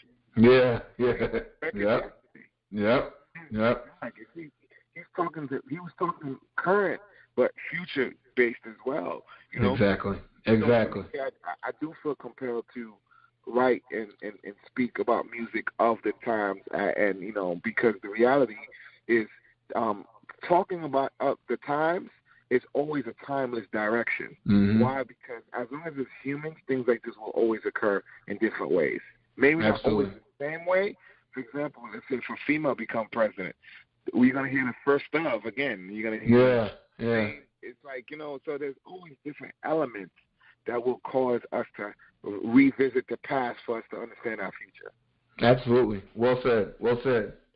Well, let's switch gears. So you and IET Band will be, let's first say that you all have traveled to over 15 countries and counting at this point, and since you all got together in 2012. But you'll also be, this week, performing at Essence Black Women in Music event, which is all about Grammy Week. Can you tell us about that? What can we expect? Oh, man, first of all, whoever's going to be attending this event, they can expect IET to bring a world sound to an industry that is already going world, but now you want to get it from people that it's in our bloodline. Yeah. And so the reality is, you know, the world is already going world, you know, straight up, you know, but, you know, it's like, you know, when you go to Jamaica and they're like, hey, this is Chinese food. You're like, huh? Right. and the guy has dreads on, you know, man. He's, you know, not to say he ain't Chinese by blood, but you actually you sound on him, right? Yeah. Well, you come out here, you go to I remember there's a Chinese store I grew up with, called Camtac. They used to sell curry chicken. And it was kind of good. I'm not gonna lie to you, but guess what? They had to get the ingredients from actual Jamaican. Exactly. So we're doing a tribute to Missy, and we'll be playing with Rhapsody. We'll be playing, the Kid 47, and what we'll be doing from there is actually adding our world sound to it. Yeah. Clear on, just a little different, because Missy knows what her records sound like, but it would be interesting for her to hear it another way. Yeah, exactly, and I'm sure she'll appreciate that. You know what I mean? She'll appreciate that. Yeah. Oh yes, and I can highly say and be great and be grateful to say, while working on Missy's tribute and playing for this event, it got to give me the opportunity to study the great Missy Elliott. And before, I'll be honest with you, I called her Missy Elliott like everybody else. After studying her, I call her the great Missy Elliott. Yeah. I mean, and just like everybody would if they really knew how much work she put in the industry, and how many records that you're emotional about and then know Missy Elliott wrote. Exactly. That's true. People don't know the full caliber of what she has done and she can do. And she's from Virginia, where I'm from, so So that's the shameless plug. That's a cheap plug. I love it. A cheap plug. After the Essence Black Women in Music event, what's next for you all? Well, man, number one, we're going to be doing a lot of different events. Number one is like we have a residency at Highland Ballroom with Joe Budden on Oh What a Night. Last night was the very first one of it. So we're going to be doing a lot of different events with Joe Budden, where we're going to be highlighting a lot of upcoming artists and highlighting artists that's actually here and doing great, and so from there we're actually working on a record. We're working on an album that's going to be coming to, the airways, prayerfully by second quarter, and we're looking to, look to dominate the world in our way. Like, we're looking to create music for the times, man. Yeah. Music that that high school kids can sing again, that junior high school kids. Like, I remember, it's so funny because a friend of mine said, at least when we were growing up, we had I Believe I Can Fly. Right, we had those kind of songs. Exactly. Yeah. Now it's good. Right. We had Teddy Pendergrass. We had so many records. So, and again, as a musician and as a musical, curator and blah, blah, blah, I don't discredit anybody else doing music and say, hey, high school kids can't sing those songs. No, right. Not at all. We all listen to these records. But I am looking with the band to put out music that's literally healing music that makes you reflect, music that helps you miss your mother again. Music that helps you remind you of, how about this? Music that can make you look at your neighbor and say, yo, you know what? As bad as you are, I'm sure I can find good in you. Exactly. And so on and so forth. Yeah, absolutely. Wow. Well, listen, tell everybody where they can keep up with you all. I know you're all over social media, website. Tell us about all that. Yeah, so we're on, you can check us out at IETBand.com, IETBAND.com, and you also can, check me out, Jackson Chery, which is the band leader, at JacksonChery.com, and at, in social media, it's at IET Band, at Jackson Chery, so, Facebook, Twitter, everything is this, same thing, uniform, and you can check us out, and we post pretty, on a moderate, pretty moderately, absolutely. Yeah.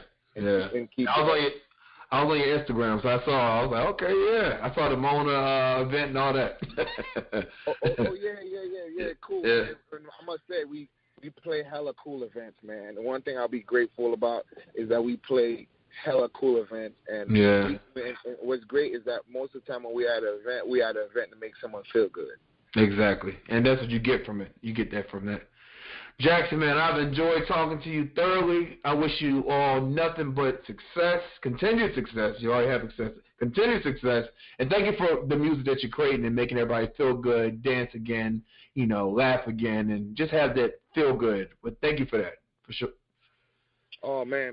First of all, I wanna definitely thank you for having us, because like I always say, without without having the Stephen Knight show or without having or whatever other shows out there, us artists have no real way to plug to the people. As we have social media, but you guys are actually here to literally make sure that our voices are heard. And how can I say, music helps the people understand what we're feeling, but interviews help people understand our characteristics and our personalities.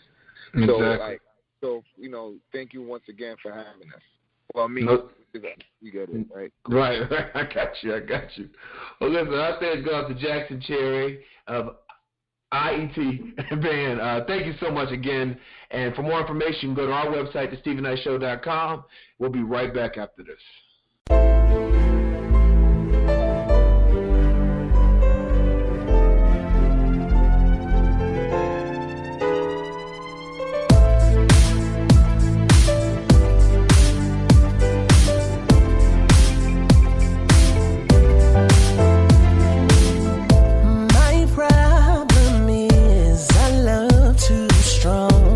But when it comes to me, I'm the last to get my love in.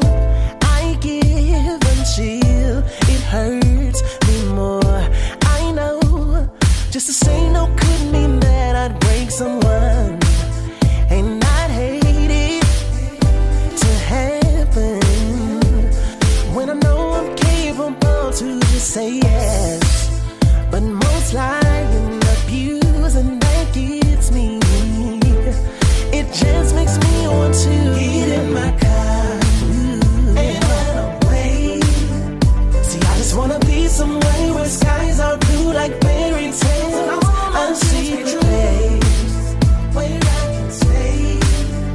I wanna go far away to a new place where no one knows the story of a name. True story. I know sometimes there's right and wrong, but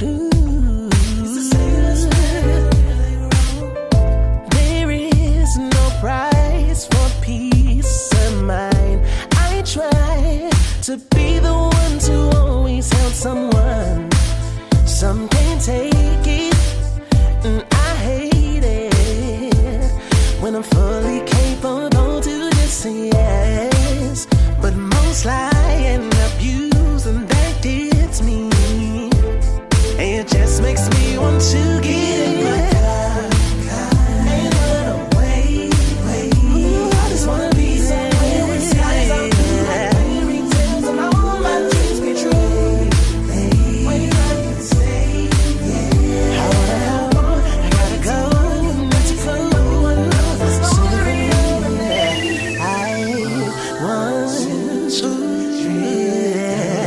I wanna trip away, yeah. I really want to, yeah. I think I need to. Anybody feel me? So you ain't gotta take me. I'll just get in my car, get in my car and run away. Somewhere where skies are blue like fairy tales and all my dreams be true. Where I can stay. I wanna go, I gotta go, I need to go. The story of a I get in my car, I run away. Somewhere where skies are blue like fairy tales and all my dreams be true. Where I can stay, to a new place where no one knows the story of a day. Get in my car. Welcome back to the Stephen Knight Show. Adam, what's going on? Hey, Stephen. I'm not quite sure how to help you. How about you? Doing well. How was your weekend? It was good, actually. Me and the missus decided to make an impromptu trip to Orlando, and we went down to Universal Studios for about a day and a half. Oh, nice. Yeah, I went to Harry Potter World and all the other major rides. So it was a fun weekend to get away from the cold. Yeah.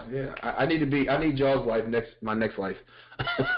All this traveling. That's the way to do it, Stephen. Well, listen, I know a lot going on in the movie reviews. I'll let you can take it away. All right, thanks. Well, I'll start us off. So as I tried, or as I did last year, I would like to watch all the Oscar-nominated movies for Best Picture after the nominations if I haven't seen them yet. And I started to do that this week. And the movie I saw was Darkest Hour. And this is a story about Winston Churchill over about a month-long period of when he becomes elected prime minister until he makes one of his most memorable speeches. And it stars Gary Oldman as Winston Churchill, and if you remember Gary Oldman, he plays Commissioner Gordon in the Batman Dark Knight series and Sirius Black and Harry Potter and several other movies. And it's a really good movie, actually. They did a great job of kind of amplifying the intensity, because this is the early days. This is actually, there's a little bit of overlap with the Dunkirk movie in the sense that this is he's prime minister when Dunkirk happens, and he has to make a decision about it and what to do. And he's really unpopular. If you know anything about Winston Churchill, he's actually not that great of a guy. He has a lot of negative points about him, but he was unpopular when they picked him to be prime minister. But he was a great wartime prime minister, and he knew how to rally up the people and get everyone into it. So it was a great job. Joe Wright is the director, and Gary Oldman, who is also nominated for Best Actor, I think will take the award. He transformed himself almost completely. He's got the Winston Churchill mannerisms, the voice, everything about it, and he does a wonderful job. So good movie overall. If you're looking for a good war drama that's not really about war or any action and more about kind of what was going on in the minds of the British government, then this is definitely a good one to check out. On top of that, I actually saw another movie that really wasn't even on my radar. I didn't even know it came out, called Goodbye Christopher Robin, and I actually saw this on the plane on my way to Orlando. And it's this story about the Winnie the Pooh creator A.A. Milne, and really about how he came up with the idea and how his son was inspiration for Christopher Robin, and how he created this character that and I didn't know much about it, but I knew about Winnie the Pooh. But his son became an instant celebrity all over Britain, and he kind of realized how this was exploiting his son and how he promised not to write anymore and what it did to his kid and his family. And it's another good story if you're looking for another kind of British film, and if you're a big Winnie the Pooh fan, you really get into the history of A.A. Milne, and he did have PTSD from World War I, and you actually just see a whole kind of side of life or a side of history you never knew about. So another good one. Again, it flew under the radar for me, so you'll probably be able to see it on demand or rental. But again, if you're a fan of any kind of Winnie the Pooh related stuff or biographical dramas, then check this one out as well. There's I love those movies that talk about the history of an iconic situation or character, i.e. Winnie the Pooh. That's something that I wanted to see, and there's another one floating out there about the creator of Wonder Woman, too. I can't remember the name of it, but I've been missing it because I don't think that it made that much in the theater, and I think that it was in and out, and I don't think it's quite in the DVD area yet. So I'm trying to find it. Adam, if you hear about it, let me know. Okay. Because I love those type of stories. Professor Marston and the Wonder Woman. That's it. But I can't find it anywhere. It's not on DVD yet, and it's not on TV yet, so I don't know where to catch it. Okay, yeah, try Amazon. I think they might have it coming up soon. Cool. Thank you. So my film that I saw was Proud Mary, Taraji P. Henson and Danny Glover. I was a little reluctant to see this movie because, to be totally honest, I went in with preconceived notions of what I thought this was going to be, and I didn't think it was going to be great. And turns out that I wasn't wrong, but I wasn't right. It's entertaining, but again, Adam, maybe you can understand what I'm talking about. I just think that certain films aren't to be in the motion picture theater anymore. They're just once they started making movies of a certain caliber for the motion picture theaters, it kind of changed the level of expectancy of movies that you should see in the theater. And certain movies I just think are DVD worthy because aesthetically they do not bring motion picture-ness to the game. They just don't. I like certain movies I'll go see on the big screen because I want to see them on the big screen. It deserves to be seen on the big screen. Certain movies are just, if they're a solid story and there's nothing to the aesthetic, there's no great cinematography, there's no dynamic fight scenes or chase scenes or something to wow your eye on the big screen, then you can put it on Netflix. You can put it on DVD. You can put it on Hulu. You can put it on any other Crackle or any other streaming system, direct to cable for all I care. Not trashing Taraji on this movie because it was a good movie. It just didn't deserve to be in the theater, my opinion. I love her. I think that this movie probably came about maybe pre-Empire or very close to after Empire got started. It definitely wasn't something that they were looking for to be a big vehicle for her. It was probably something that they helped create with her. It was an ode to Pam Grier, if anyone knows who Pam Grier is, and then the movies of the 70s where she was, I think the character was Black Coffee, where she was this vigilante woman who footed a gun but was very sexy and drove around hot cars. It was like an ode to that because I swear I saw more of the Maserati in this film than I saw Taraji, and it got to be irking. So, yeah. If you like Taraji, if you're a fan of Taraji, it's a good movie for you to watch. I just didn't want to see it on the big screen. And the other movie that I saw, which was a Netflix film called Open House, which stars Dylan Minnette. He is also the star of the Netflix blockbuster 13 Reasons Why. And this movie was excellent as far as a horror thriller is concerned. It's basically about a family trying to survive after a tragedy, and they stay in the home of a relative that is up for sale. And the gimmick to them staying in the house is that they have to leave the premises whenever there's an actual open house to sell the house. And if anyone out there knows what an open house is, it's basically strangers coming in your house to meet the realtor, and the realtor lets them walk entirely around your home in every facet to look at it to assess if it's something they want to purchase or not. The thing that's creepy about an open house is that there's really no accountability. So I could walk up into your home and go into your bedroom and pull your drawers open and go through everything that you have, and no one's there to check me or to be accountable. It's pretty weird. So with that in mind, just think about open house, and then you have to come stay in this house that was a part of an open house, and it's not really your house. So, yeah, I thought it was pretty cool. So check it out. It's something that I recommend. Nice. Now, did we talk about the Oscar nominations? We didn't talk about that, did we, last week? No, because they didn't come out until after. That's right. First of all, before we get into that, Tiffany was one of the people who helped announce the nominations, and she was messing people's names up left and right. I was so embarrassed for her. But of course she did it. She brought humor to it, but someone said that her team should have sat her down before and kind of gave her who they think could be nominated so she could know some of these names. It was so embarrassing. You got to go online and look at that. But what are your thoughts on some of the nominees? I think, and just looking over everything again, most of it seemed pretty good. Best Picture really only has like 4 real contenders, and the rest are just kind of fillers. So nothing surprised me there. And even in the leads on both sides, everything seemed pretty good. Chica, did anything kind of surprise you?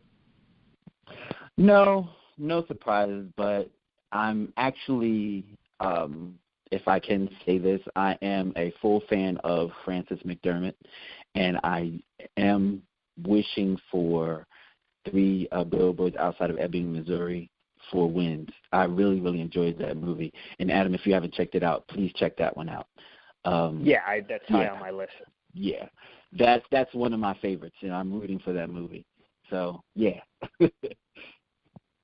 All right. Anything coming down the pipeline?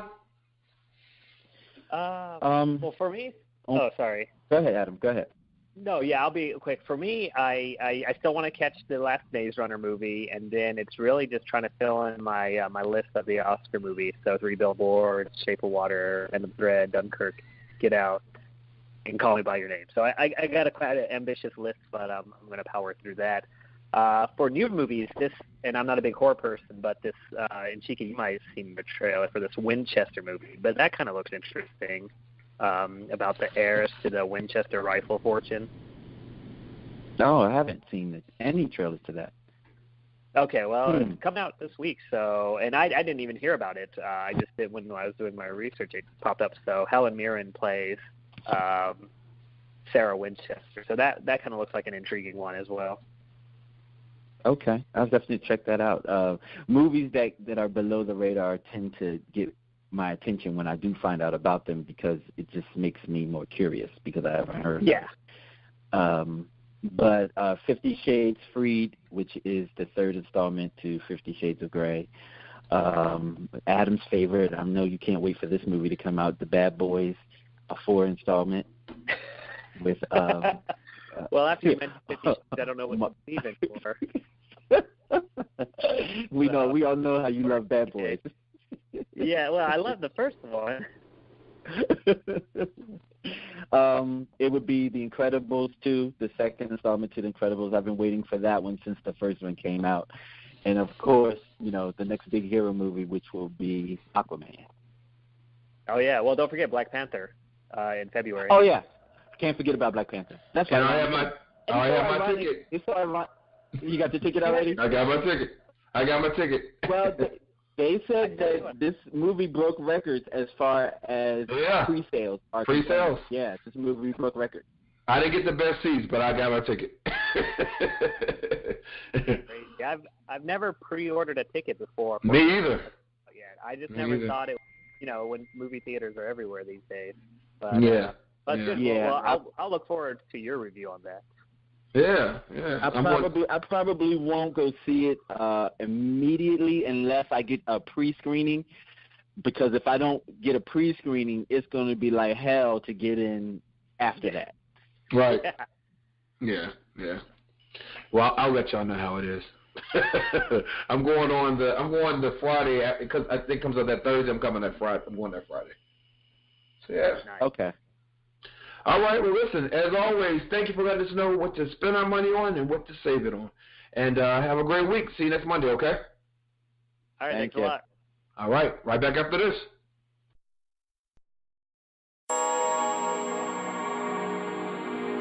Feels so good. Feels so good.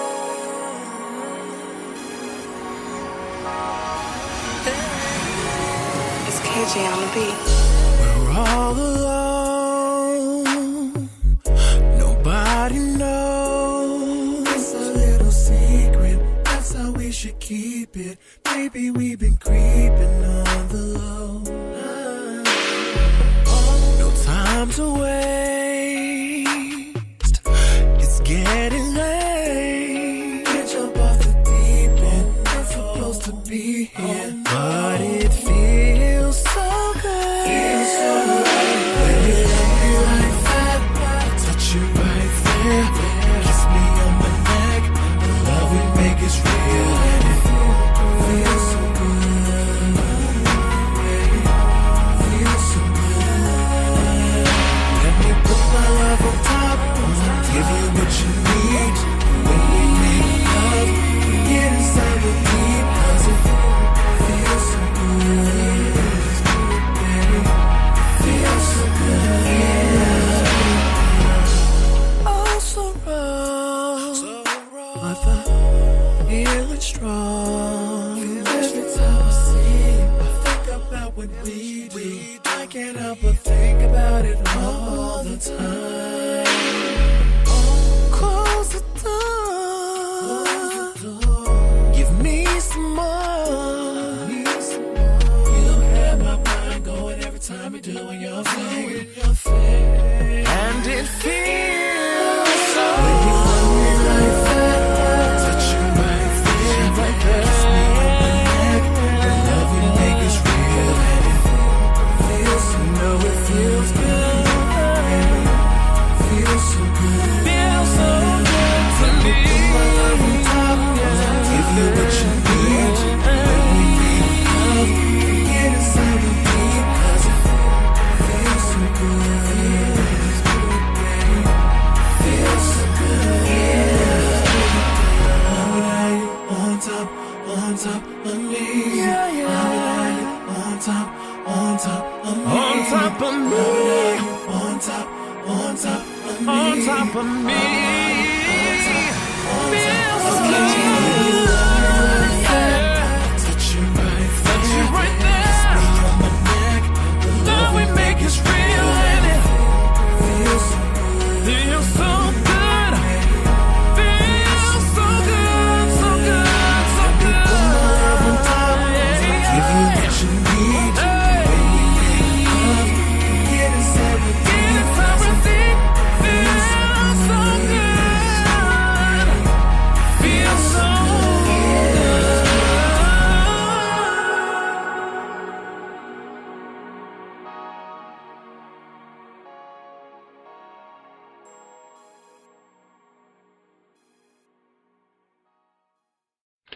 Welcome back to the Stephen Knight Show. Janera, how's it going? Great. How's That's everything awesome. with you? I can't complain. It's Monday and we're getting through it, so that's all I can say. Right. Amen. You have a good weekend? I did. Yeah, I wish it was longer, but Right, what am I going to do? Exactly. Well, they got some great things for us, so I want you to take it away, okay? Sure. Well, I don't have as many sales as I like. I just want to go ahead and warn you, but I think it's because, Valentine's Day is coming up, President's Day is coming up, and like the Lincoln's birthday and all that good stuff. So Right. I think that they're going to have more sales in the month of February. So things will slow down, especially after the New Year sales. Things will slow down, but I do think it'll pick back up. if history is any indicator. But Neiman Marcus Last Call is having a sale. They're having a great sale, and you can get up to 60% off of winter weather items. Plus, you can get an extra 50% off of all men's dress shirts. So that's something that you guys might want to think about, especially for Valentine's Day, because, again, it's right around the corner. I know I stressed this last week, but it is right around the corner. Gap Factory, and this is the factory outlet store, they're having a sale, and you can get up to 70% off of the entire store. Shutterfly.com is having a sale, and you can get up to 50% off of your purchase. Plus, you can get an extra 20% off of everything. So that's up to 50% off of your purchase, and then an extra 20% off on top of that. Plus, you can also get free shipping. So for those deals, you have to use code XOXO and shop39 at checkout. Old Navy is having a great sale, and you can get up to 40% off of jeans, fleece, and outerwear. Banana Republic is having a sale on all of their clearance items. And if you shop there now, you can get an extra 60% off of their sale items. So that's phenomenal. The Limited is having a sale, and you can get up to 80% off of their clearance items. Plus, you can get up to 40% off of their regular price items. Now, they've been having this 80% off, well, up to 80% off their clearance item sale for the longest. So there's no need to hurry out. There's no need to rush to get that. But, of course, it will be while their items last. So just keep that in mind. Aeropostale is having a sale on their jeans. You can get $5 off any pair of jeans. And last but not least, Guess is having a sale. And if you shop there now, you can get up to 60% off of the entire store. Awesome. And they can find all that at budgetshopaholic.com, correct? They surely can. All right. Well, listen, you have a great week, and I'll talk to you next Monday. Okay, thank you. All right. We'll be right back after this. All right. Talk to you later. All right. So much is going on around me. It seems that every nation is calling out for peace. Scared to look up because I heard the sky was falling down. So I'm urgent just to live my life, just to make you proud. And I don't wanna go another day, and I don't wanna go another hour, I don't wanna go another minute without you knowing how much I adore you. I don't want this moment to slip away. Gotta tell you today, yeah. Oh, I'm gonna love you like it's my last chance. Nothing in this life is certain. The days are fragile as the heart I had to give. So I'm not procrastinating, not gonna keep you waiting. I'm gonna give you all the love that you deserve, and that's my word. I don't wanna go another day, and I don't wanna go another hour, and I don't wanna go another minute without you knowing how much I adore you. I don't want this moment to slip away. Gotta tell you today, oh, I'm gonna love you like it's my last right now. I'm gonna surrender right now. I'm gonna give you all of me right now. I empty myself right now. We keep hosted by my main DJ Unique, the baddest DJ. I don't wanna go another hour. I don't wanna go another minute. Oh, without you knowing how much I adore you.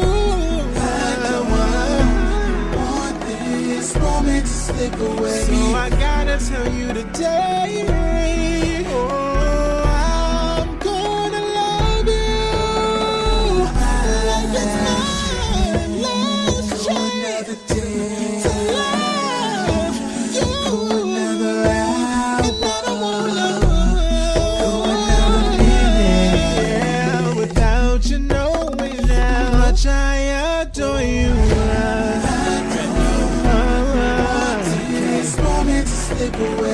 Hey, this is Darlene McCoy, and you're listening to Terrell King and Capo DeCito present the Reheat Mixtape. This is Welcome back to the Stephen Knight Show. Aaron Cosby, how's it going? Stevie K, happy Monday. Happy Monday. How's it going? You doing good? You had a good weekend? I'm good. The weekend, it was all right. It was chill. It's all right. A lot of rain. Yeah. Yesterday. Yeah, it was very, very, very rainy. But it was good. Chill. Yours? I can't complain. You know, got it about a little bit. You know, nothing too crazy. Okay. Can I'll talk about the podcast, or should I not talk about that right now? About iTunes? Absolutely. Okay. Yo, everybody, I am so excited that we are on iTunes and Google Play. Yes. My face, even though Steven's face is bigger on there, but my face causes the show. But my face is actually on iTunes. Like, people all over the world can actually see my face. That is definitely. That's just, it's just crazy. I was so excited. Yeah. So we're on big things. Yeah. We're on iTunes. We're on SoundCloud. We're on Google Play. We're on Podcast Addict. We're on Stitcher, YouTube, Spreaker, and Blueberry. And we have a few more coming up soon. So we're almost everywhere now. So yeah. We about to get paid. Right. And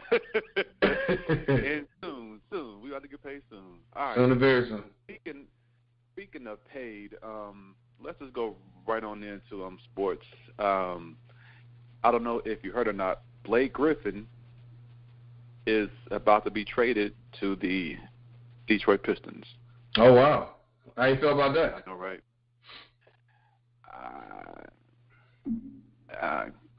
Myself personally, I can let. I'm just.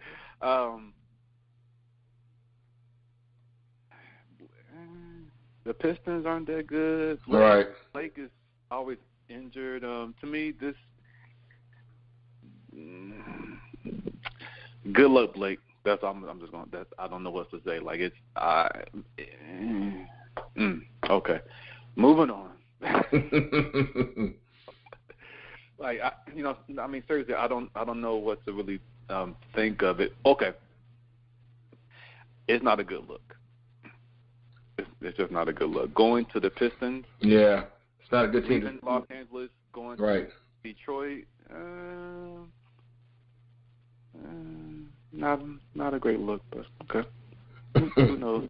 We'll see what happens. Let's see what else is going on.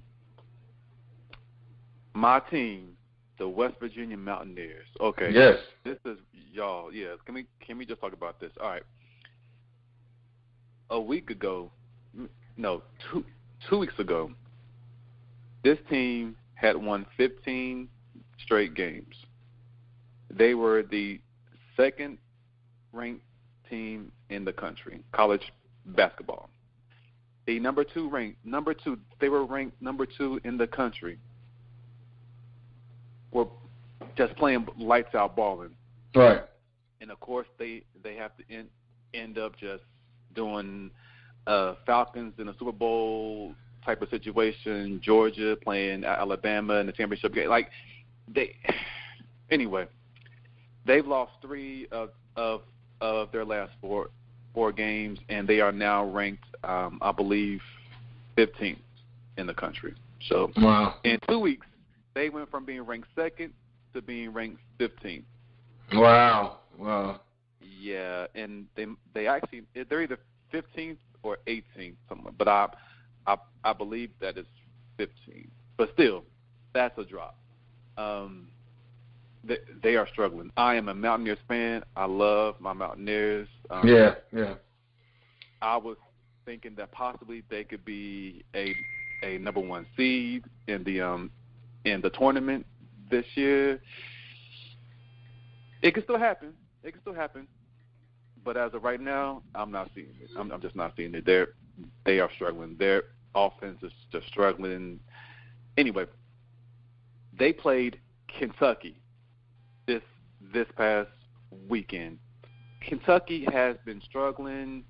They weren't even ranked. Like this was not the Kentucky team of like 2 years ago, 3 years ago, 4 years ago that was just balling. Mm-hmm. This team is pretty average. They go to West Virginia. They go up there and they just balled. They balled out, whooped that butt, everything. It was crazy. All right, now I hope people know that the reason why I'm talking so much about West Virginia is because there's nothing else going on in sports, y'all. I'm sorry, there's nothing going on. I'm sorry. I would rather not till Sunday, huh? I would rather talk about the Grammys. I mean, the Grammys were just hot. But I know that you're going to talk about that in entertainment and hot topics. Yeah. Okay, sports. I'll get back to that next week after the Super Bowl. Yeah, I'll talk about that next week. But can I just mention this? Bruno Mars, man, he is talented. Yeah, he is, most definitely. Mm-hmm. Man. Okay, I just had to say that. His little dance. I mean, it was like Bobby Brown back in like the early. Oh yeah. Late 80s, a little. It was just fun. It was so fun. Yeah. Yeah, it was. It made you feel good. Yeah. It made you feel. Yeah. It made you feel good. And Cardi B. No, I mean just her personality and what she brings to the song. Yeah. It was. I respect. She's doing her thing. Her come up game is like epic, and hey, kudos. Right. So anyway, let's see what else is going on in sports, man. Talk about the Super Bowl. Oh yeah, I guess I could talk about it. Super Bowl. Yeah, that's what everyone's talking about. Yeah. Man, I really don't care for either one of these teams, so that's why I guess I'm not excited about it. You know, people are boycotting the game. I have to watch it because that's part of my job. That's right. But I will be reluctantly watching it. Yeah. I really have no. Oh my gosh, y'all! I know I am the sports guy, but seriously, this one this year, I could care less. I don't care. I seriously don't want to watch it, but I am. Yeah. If I had to choose, I would want the Eagles to win just because I want Tom Brady and the Patriots to lose. Right. I'm just tired. I'm tired of the Patriots. I am. No offense, but that means that Tom Brady is great at what he does. People, please do not think that I'm a Tom Brady hater. No, he's great. Right. Yeah. He's great. I'm just tired of seeing him and the Patriots. Seems like every year or every other year they're in the Super Bowl. I'm just tired of it. We need some.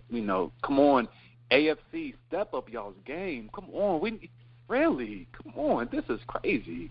Right. Yeah. Tired of it. Come on. So same thing. Yeah. Now, do I think that the Eagles are going to win? No. But guess what that means, everybody? The Eagles. The running joke is if you pick the winner, then the other team wins.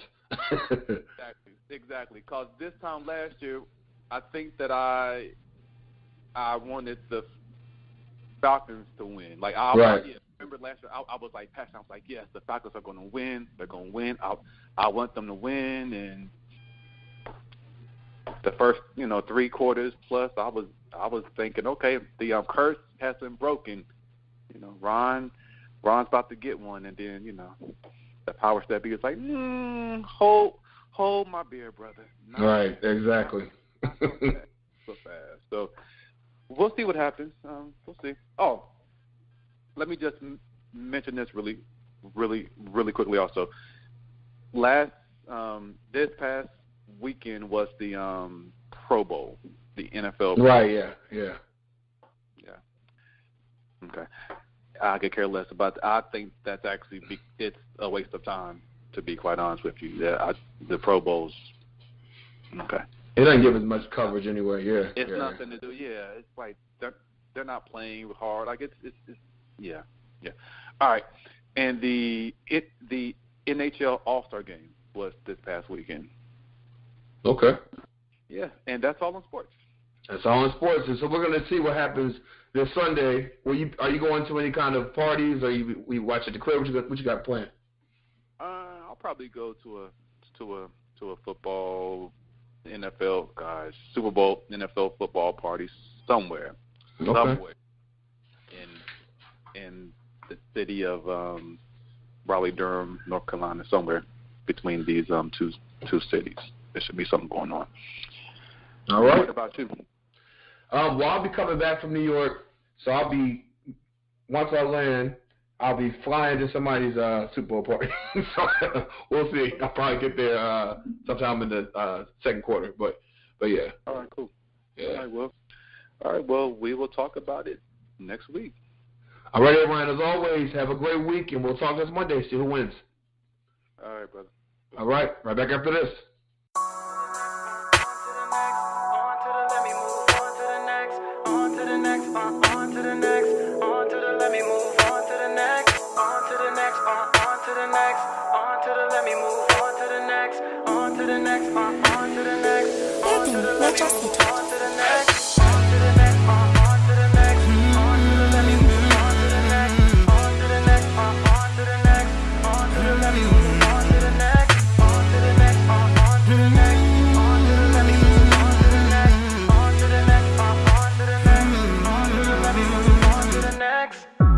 So you say that you love me. Sounds good, but should I believe I'm your one and only?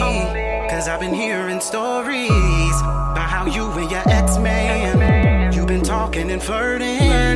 Is it true what they say? Tell me, babe. I've been holding all this love just for you. Please don't say you're untrue. Cause I could be on to the next.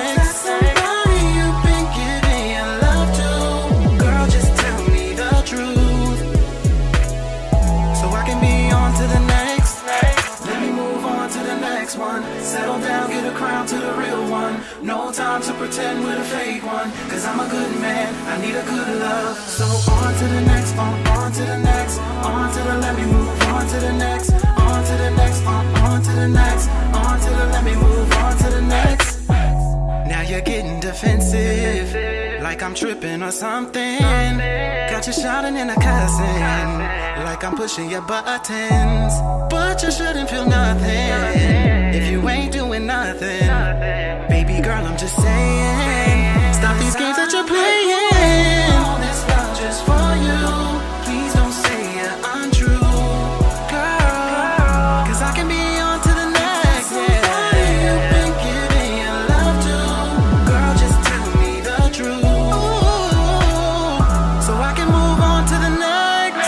Let me move on to the next one. Next one. Get a crown to the real one. No time to pretend we're the fake one. Cause I'm a good man. I need a good love. So on to the next, on to the next. On to the let me move on to the next. On to the next, on to the let me move on to the next. Oh, I don't wanna have to give my love away. Cause you can't be real with me.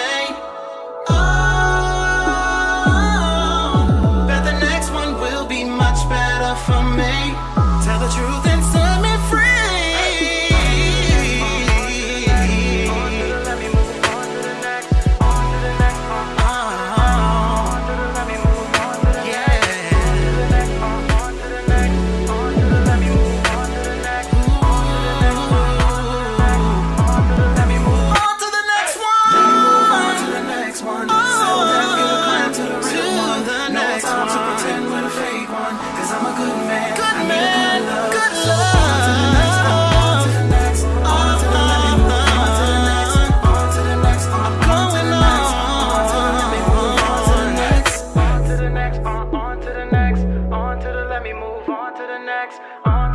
on to the next, on to the let me move on to the next, on to the next, on to the next, on to the let me move on to the next, on to the next, on to the next, on to the let me move on to the next, on to the next, on to the next, on to the let me move on to the next, on to the next, on to the next, on to the let me move on to the next, on to the next, on to the next, on to the let me move on to the next, on to the next, on to the next, on to the let me move on to the next.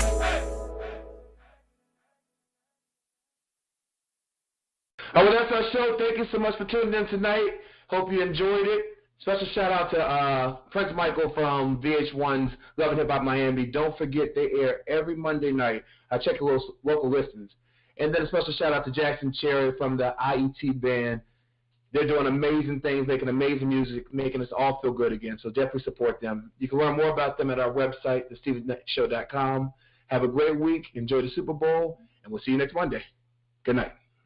Tonight it's all eyes on me. Everything's gonna be alright.